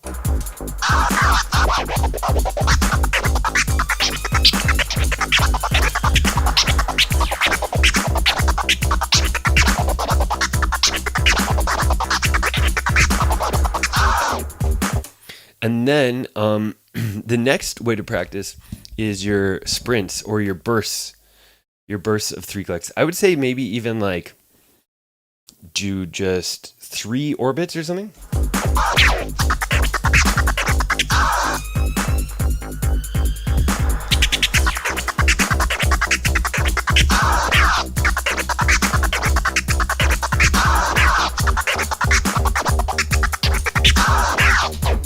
You know, have like a little break in there, and then your bursts, your sprints, you should be able to do them quite a bit faster than your endurance. Like you should be able to do, like if you can 3 click endurance wise at like 60, like your sprints should definitely be faster. You should be able to do 3 click orbits faster than you can do a full minute, right? At faster tempo. So you want your sprints, and basically your endurance and your sprints, you're going to practice both, and you're going to be improving both in separately. So 15 minutes a day endurance, 15 minutes a day sprints, or 10 minutes, whatever you can do. And you want to you want to keep improving your endurance practice and your sprint practice, because they'll both help each other too. And like, this is another sort of philosophy with practice, for me, is like, you always want to keep adjusting your practice and trying different things as well. Like, even doing combos is a good thing to throw in eventually. Like, chirp 3 clicks would be a good one. You know, you don't want to always practice the same way, because at the end of the day, like, it's an art firstly, but also it's even the scientific part of it. Like, we don't know for sure what is like the optimal muscle memory, like, learning strategy, you know?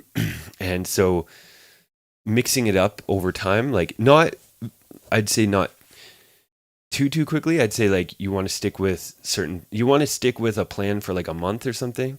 And then the next month, maybe switch it up. Like, don't be switching. If you switch it up every day, then again, you're not going to really know what's helping, what's not helping.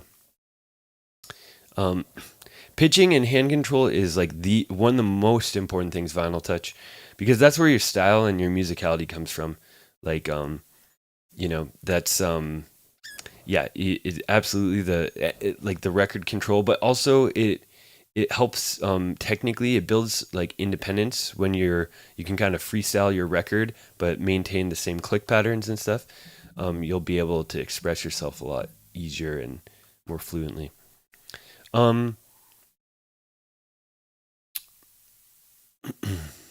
Froggy Fresh, good question. Froggy Fresh asks, how do you switch from different scratches to keep the flow going? You want to build up combos, basically, and you know, you start with very simple combos. So let's say a baby scratch. Say you have a baby scratch and a chirp are the only 2 scratches you know.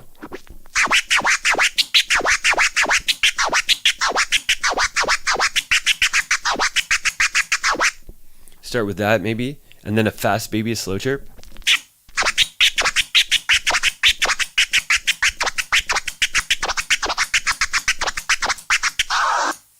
And then you get your stabs. You learn stabs. And then you learn baby scratch and stabs, or military scratch.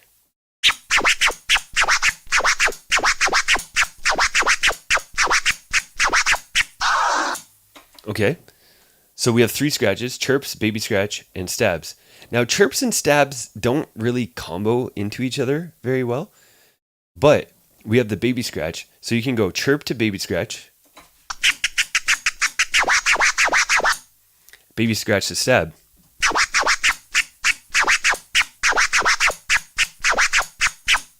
back to baby scratch, back to chirps.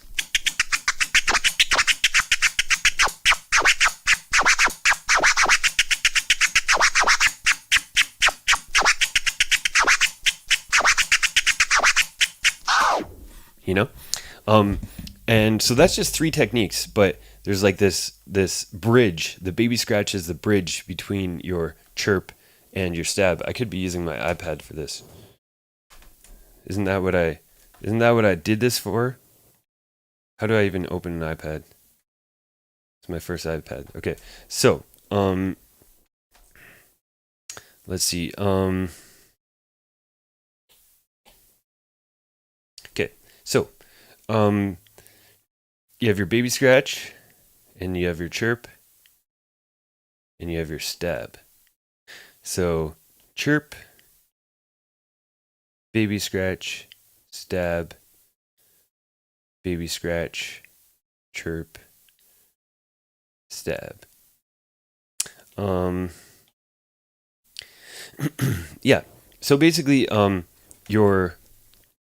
is your chirp.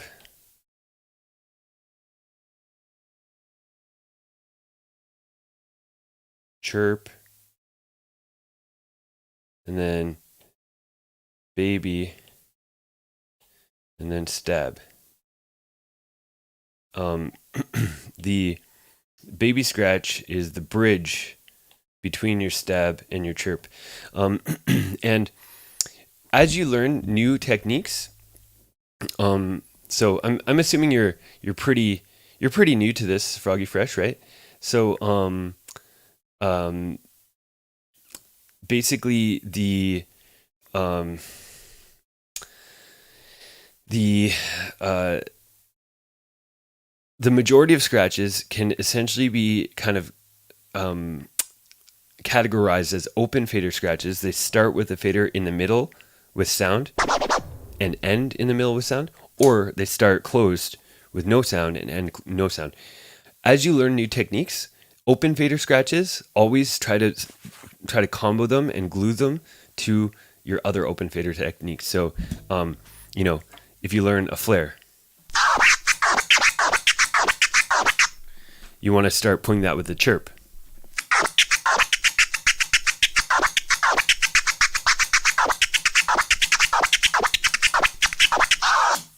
And then when you have that, you still have your chirp baby.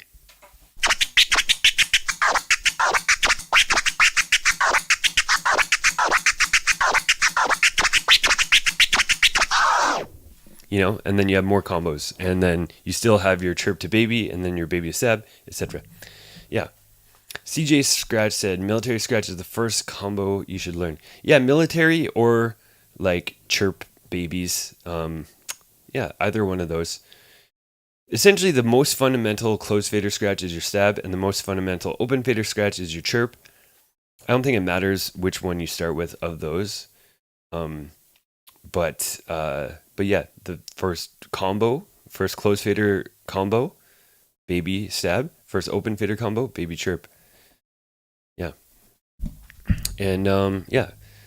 If anybody out there wants tailored stuff, I'm just gonna throw this out. I see a lot of new faces, but lessons@vec.com, I do offer one-on-one lessons, and I will, make a spreadsheet and make you videos and everything, and we'll go through everything from the ground up if that is something you're interested in.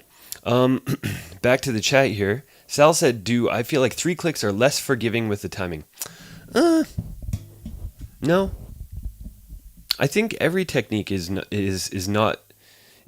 be very forgiving. I think people just forgive themselves more, but timing and rhythm is everything. So no matter what technique you're doing, it has to be tight. Yeah, I don't think 3 clicks have anything specific about them that is harder to time or anything. I would actually argue that in some ways it's a little bit more straightforward, because a 3-click flare is 4 notes. 4 notes is a very nice number for our 4, 8, 16, 4/4 timing stuff that we do. Whereas there's some scratches like a 2-click flare is syncopated by default, and so that one, the timing, I think, is usually a little bit tougher for people. Yeah.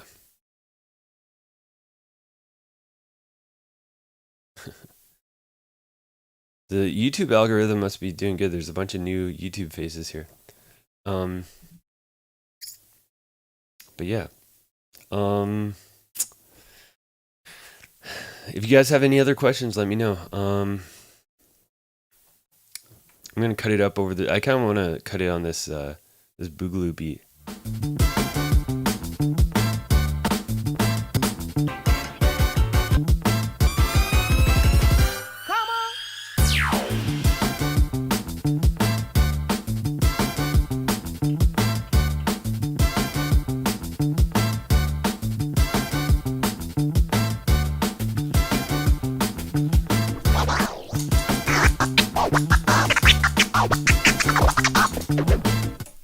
Vinyl touch, that's against the Twitch terms of service. I'm sure you can do it, but yeah, the YouTube chat can't be on screen if you're streaming on Twitch, or they can ban you.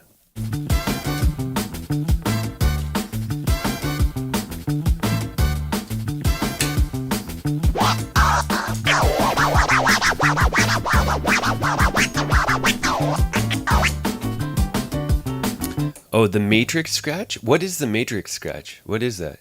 Is there a link to it? Someone post a link and I'll try and break it down. I've never heard of it before. Oh,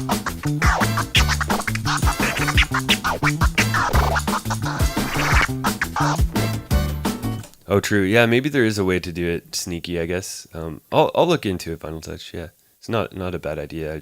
I know that you're technically not supposed to do it.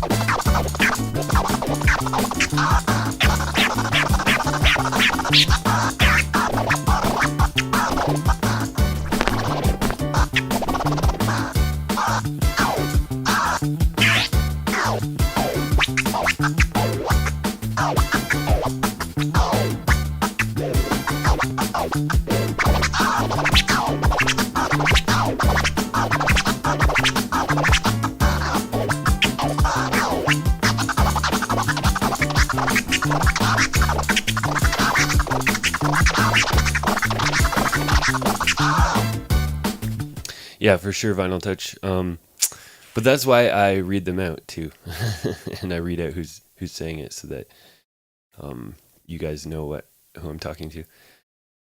Tips for live scratch battles. That's a good one. Yeah, I do have tips for that, Sal. And 1 second though. Yeah, does anybody have this matrix scratch? What is this? Is that a real thing, or did someone just make up a name and ask me to do the whatever scratch? So for scratch battles, I think there's a few things that can help. Essentially, like for all battling, you have to sort of respect the format and the timing or the time, like the lengths, the round lengths and that kind of thing. And essentially you want to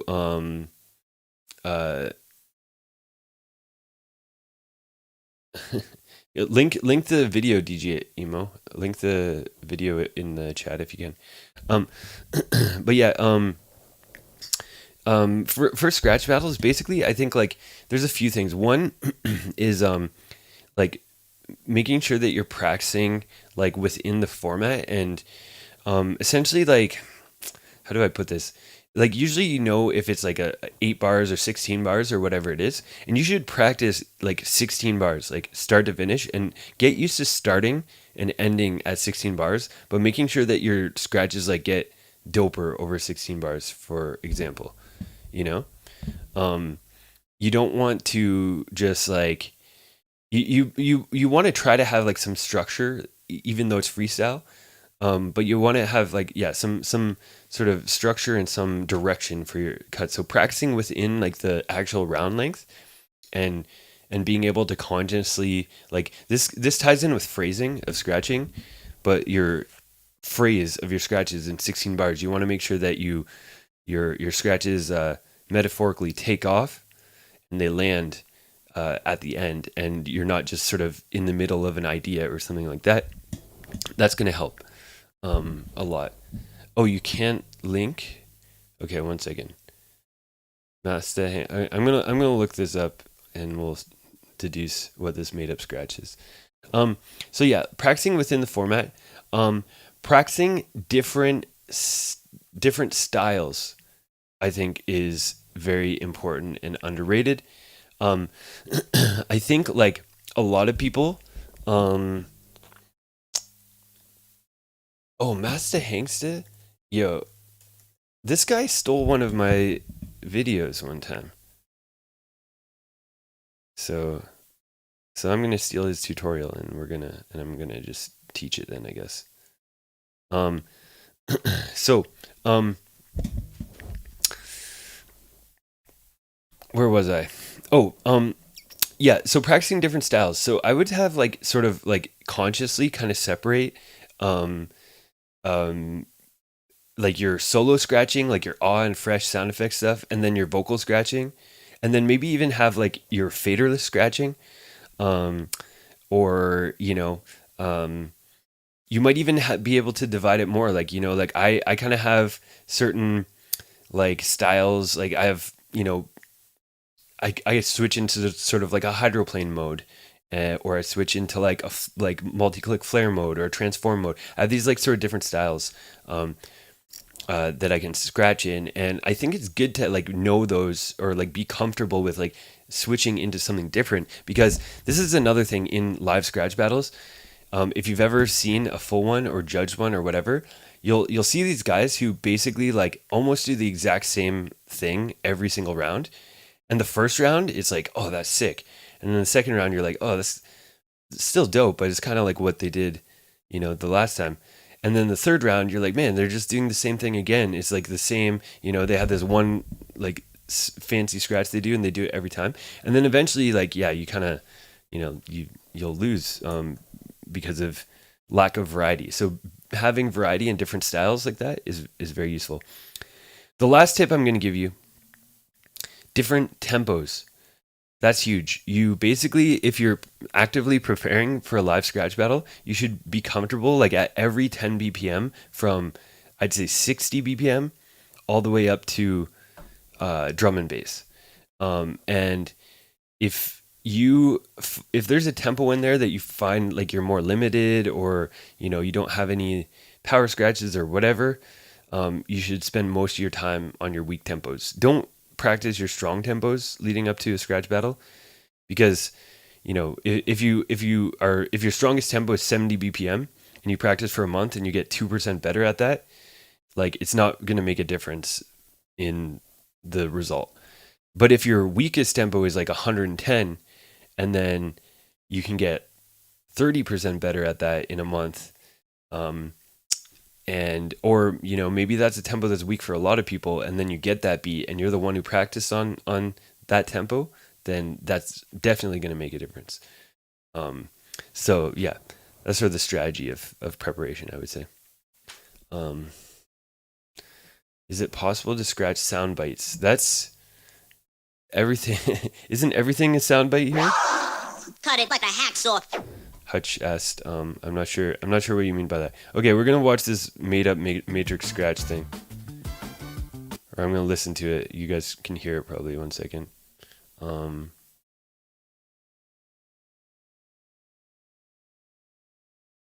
Is this even a tutorial?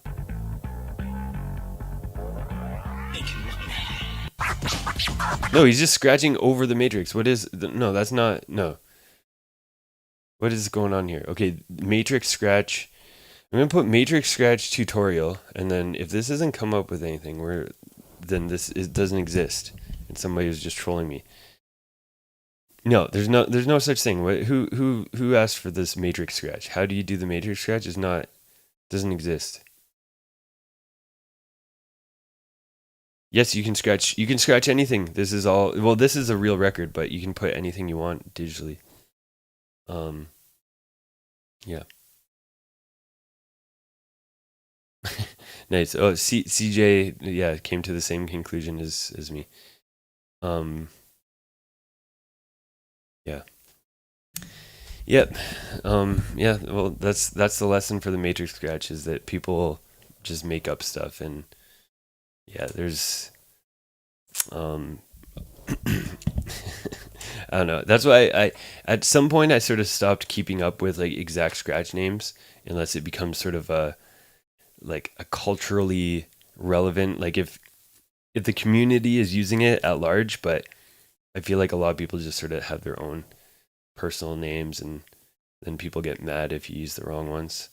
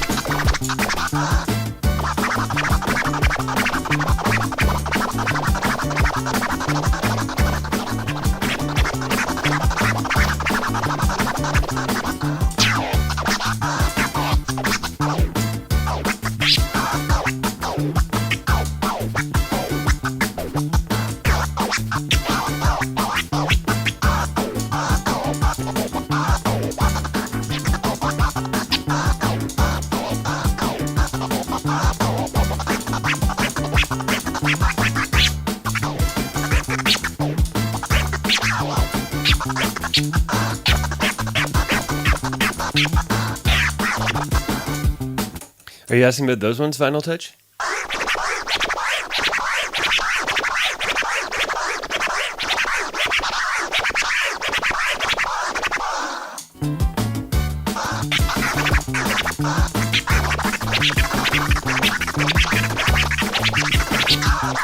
Yeah, I call those the three-legged race. Yeah, this is one I made up myself. I saw people doing a two-finger one. That one I didn't make up. But then, yeah, the three-finger one, I call it the three-legged race. The two fingers is the running man,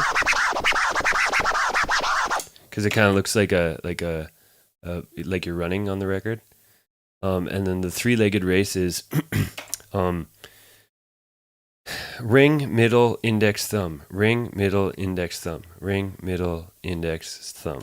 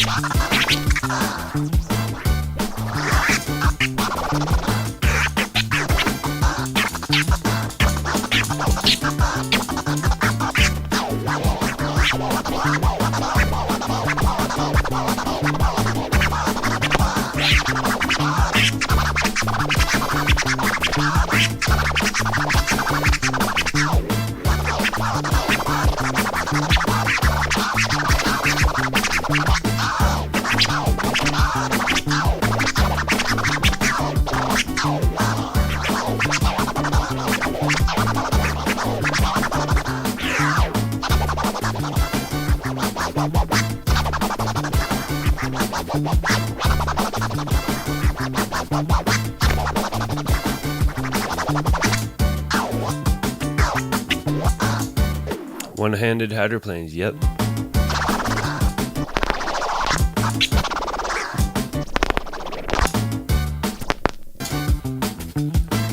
The reverses are skipping.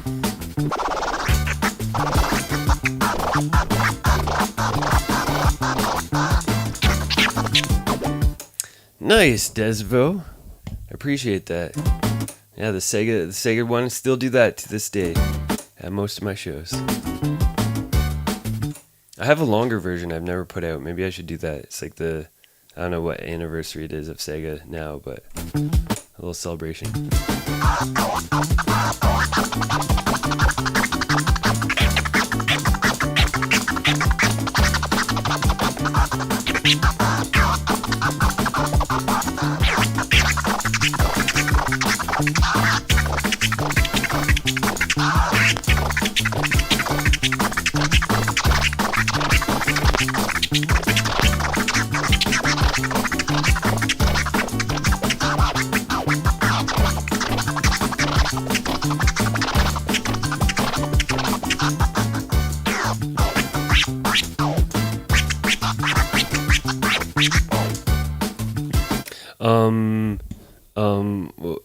Just a second. Did I learn hamster out the gate? Yeah, I've always been hamster, start to finish.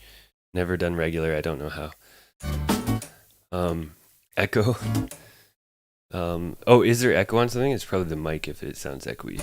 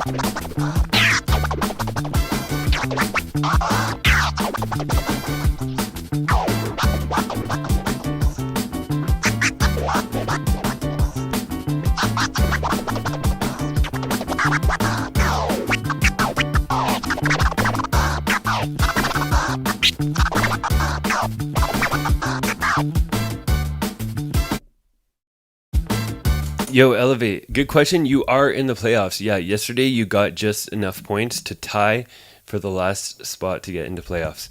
So 90-second beat, 30-second scratch tool for both the semifinals and the finals. You'll be in both because it's the playoffs. So there you go.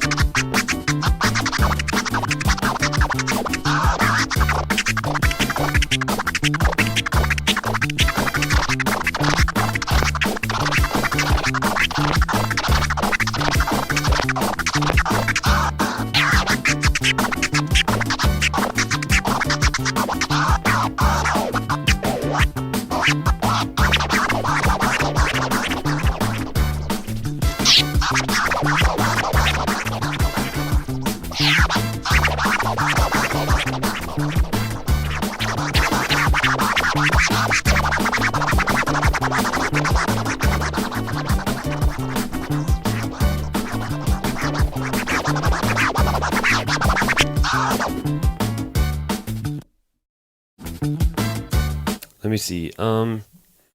What would be my top 3 DMCs? And top 2, I looked up to. My top 3 DMCs, like routines or years of DMC?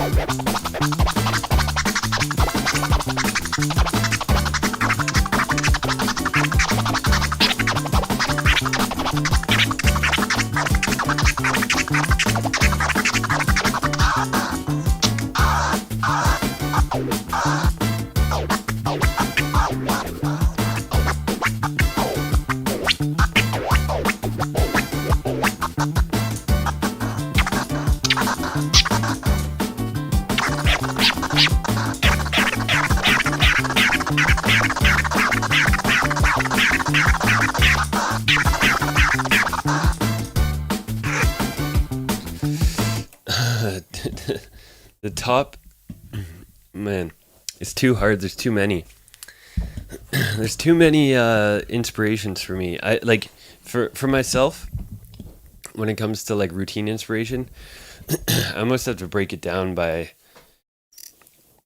like even the style or the technique or the idea. Like for me, my inspirations for beat juggling and my inspirations for scratching and my inspirations for scratch routines and not freestyle scratching are all different.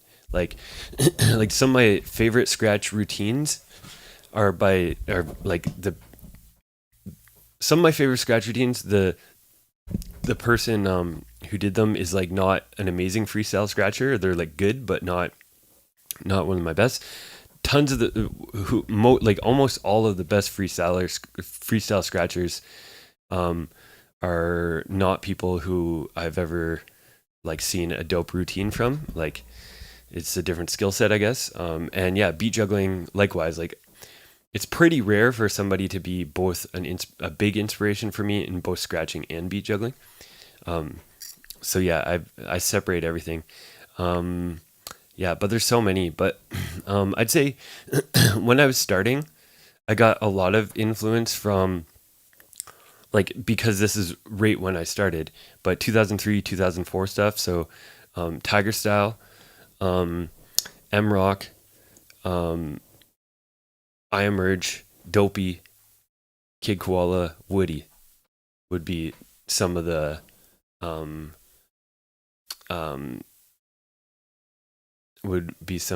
the people. If I was getting in the car when I was 20, whose tape?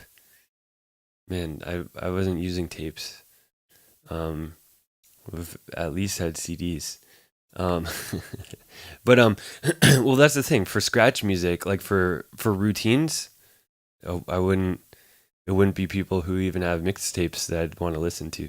For scratch music, D Styles for sure, and freestyle scratching, D Styles is way up there.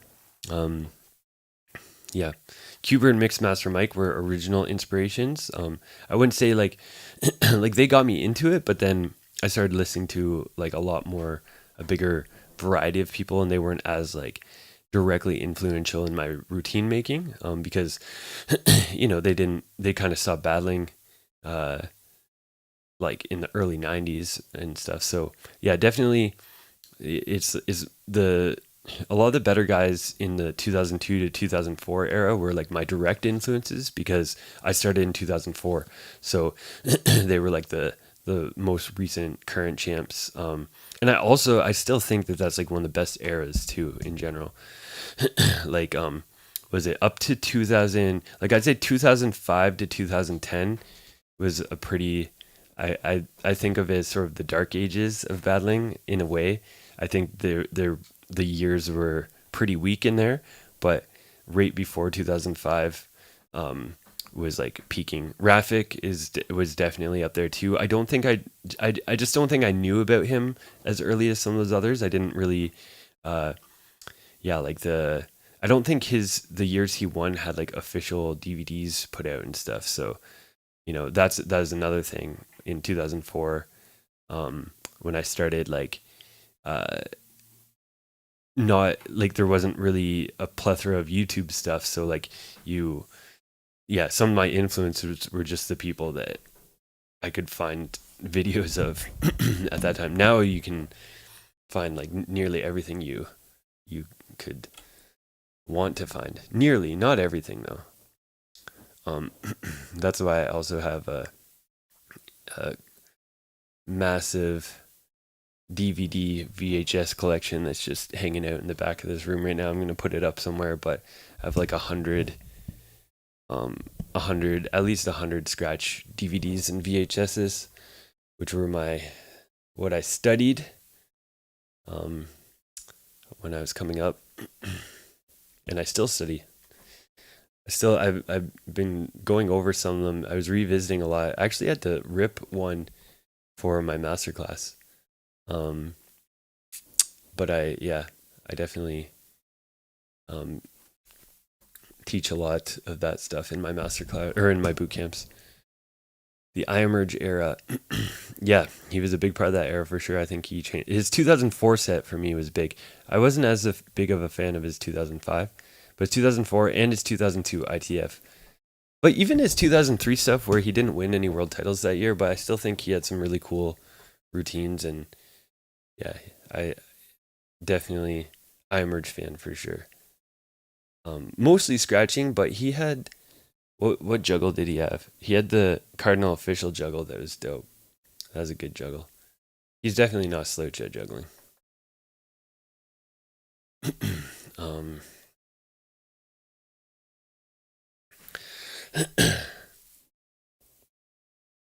Let's see. There's a DMC store until the early 2000s. Dang. Yeah.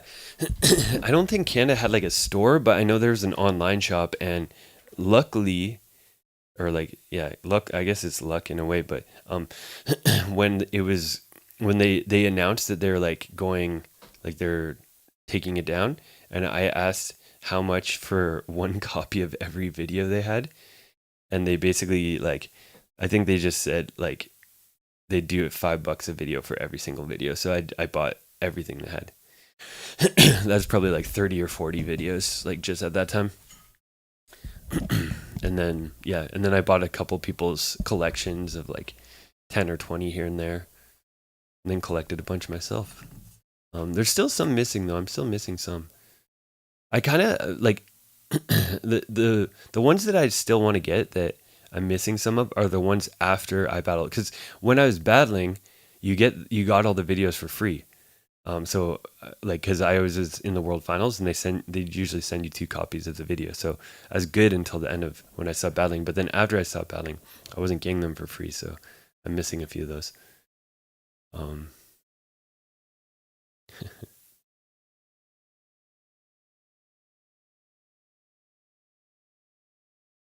nice, emo. That's cool. So your older brother did DMC?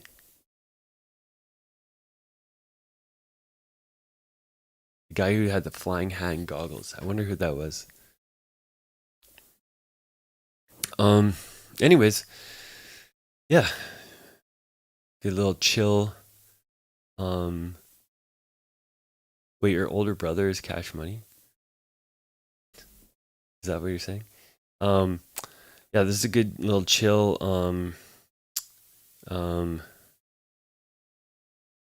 Masterclass today. We'll be back, but this weekend we have the Flipper Flop semifinals. Only for the people who qualified for playoffs, but it's gonna be serious. So anybody who qualified, we're gonna have the full like official thing. I mentioned it yesterday. I talked about like I mentioned everyone who qualified, but we'll have the leaderboard out tomorrow, and yeah, we're getting to for all the marbles of the Flipper Flop championship after 2 months of battles. What's the inspiration for my turntable guitar? Yeah, so basically, there's again multiple inspirations. I'd say the biggest one for me was like Vestax actually made one, like a commercial. Like they didn't sell it, but they had it at trade shows and stuff. You can look up like Vestax turntable guitar, and that was the first one that I ever saw. And then fast forward, I saw some that happened before that. One was, I think Cut Chemist and Newmark did, I don't know if it was quite a guitar, but it was like something like a hanging turntable with like a kill switch or something like that. What else? The one of the very first ever turntablists, not hip hop, but Christian Marclay, he did a turntable guitar with a wah pedal, and he's doing wacky stuff. I don't think there's footage of it, but there's pictures and documentation of it. And then yeah, there's a few others. DJ Code had a good one called the Swing, which he was selling, and that was the first one that I saw using like a controller type of thing, or like a media player, CDJ type of thing. Yeah, and so those were what kind of planted the seed, and then what got me to actually like try to make it was when after I like won DMC and stuff, I was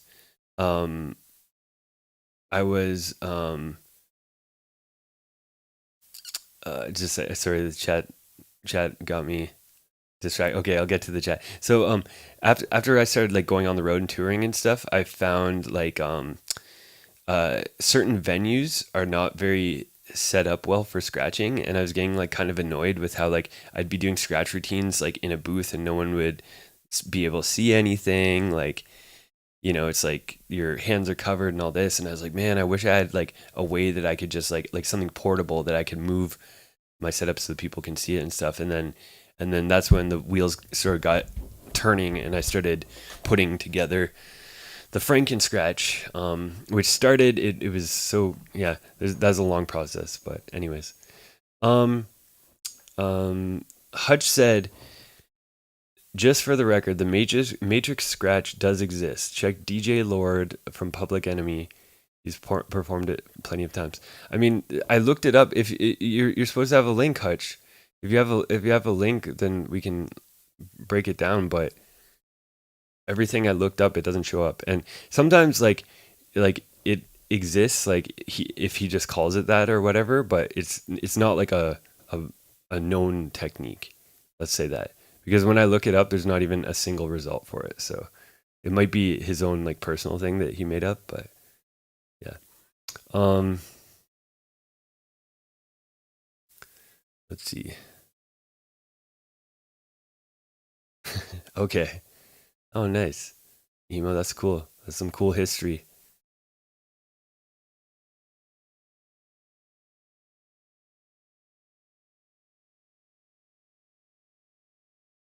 Will I still be doing Flipper Flop in 2 years? Well, we've done 8 of them so far. It hasn't been 8 years. I did more than one a year in COVID.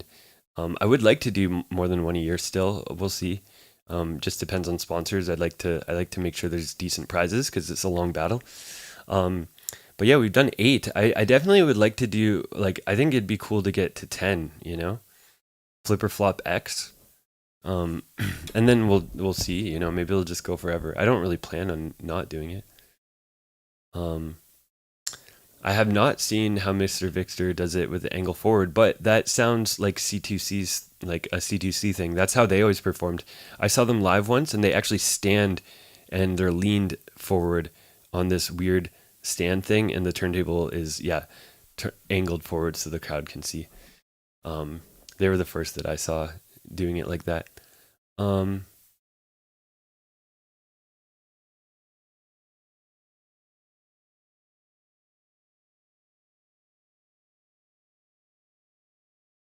yeah. That looks almost exactly like this C2C setup. I see that Death Switch.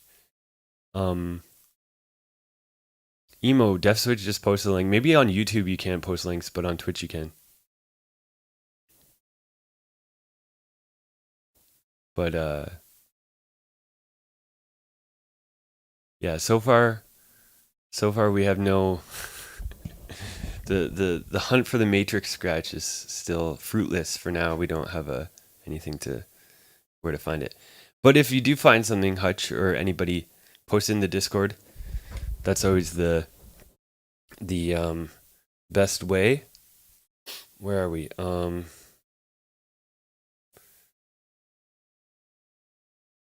Where's the 1 second.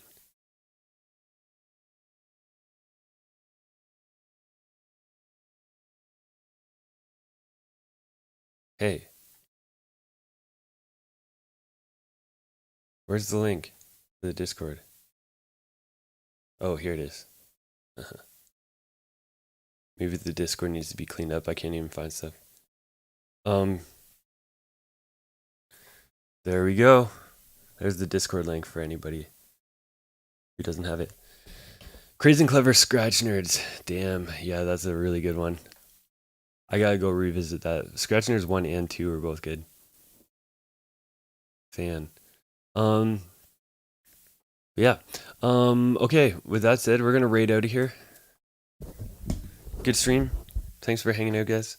Flipper Flop this weekend. And yeah, and then probably no Masterclass next Monday or the one after. We'll probably have 2 weeks off Masterclass, and Flipper Flop I'll be gone for a festival the week after this. So this week, be there for Flipper Flop, Sunday, 5 p.m. Eastern, and then 2 weeks will be the final, and that's the most important. Spread the word, put it in your calendar, all that good stuff. But yeah. Thank you, Des. Yes, that's the goal. Put out the longer version of Sega. That will be my, 2026? Do it by the end of the year. All right. Catch you guys later. Jump in the raid if you're on Twitch. If you're on YouTube, we'll catch you Sunday. Flipper Flop.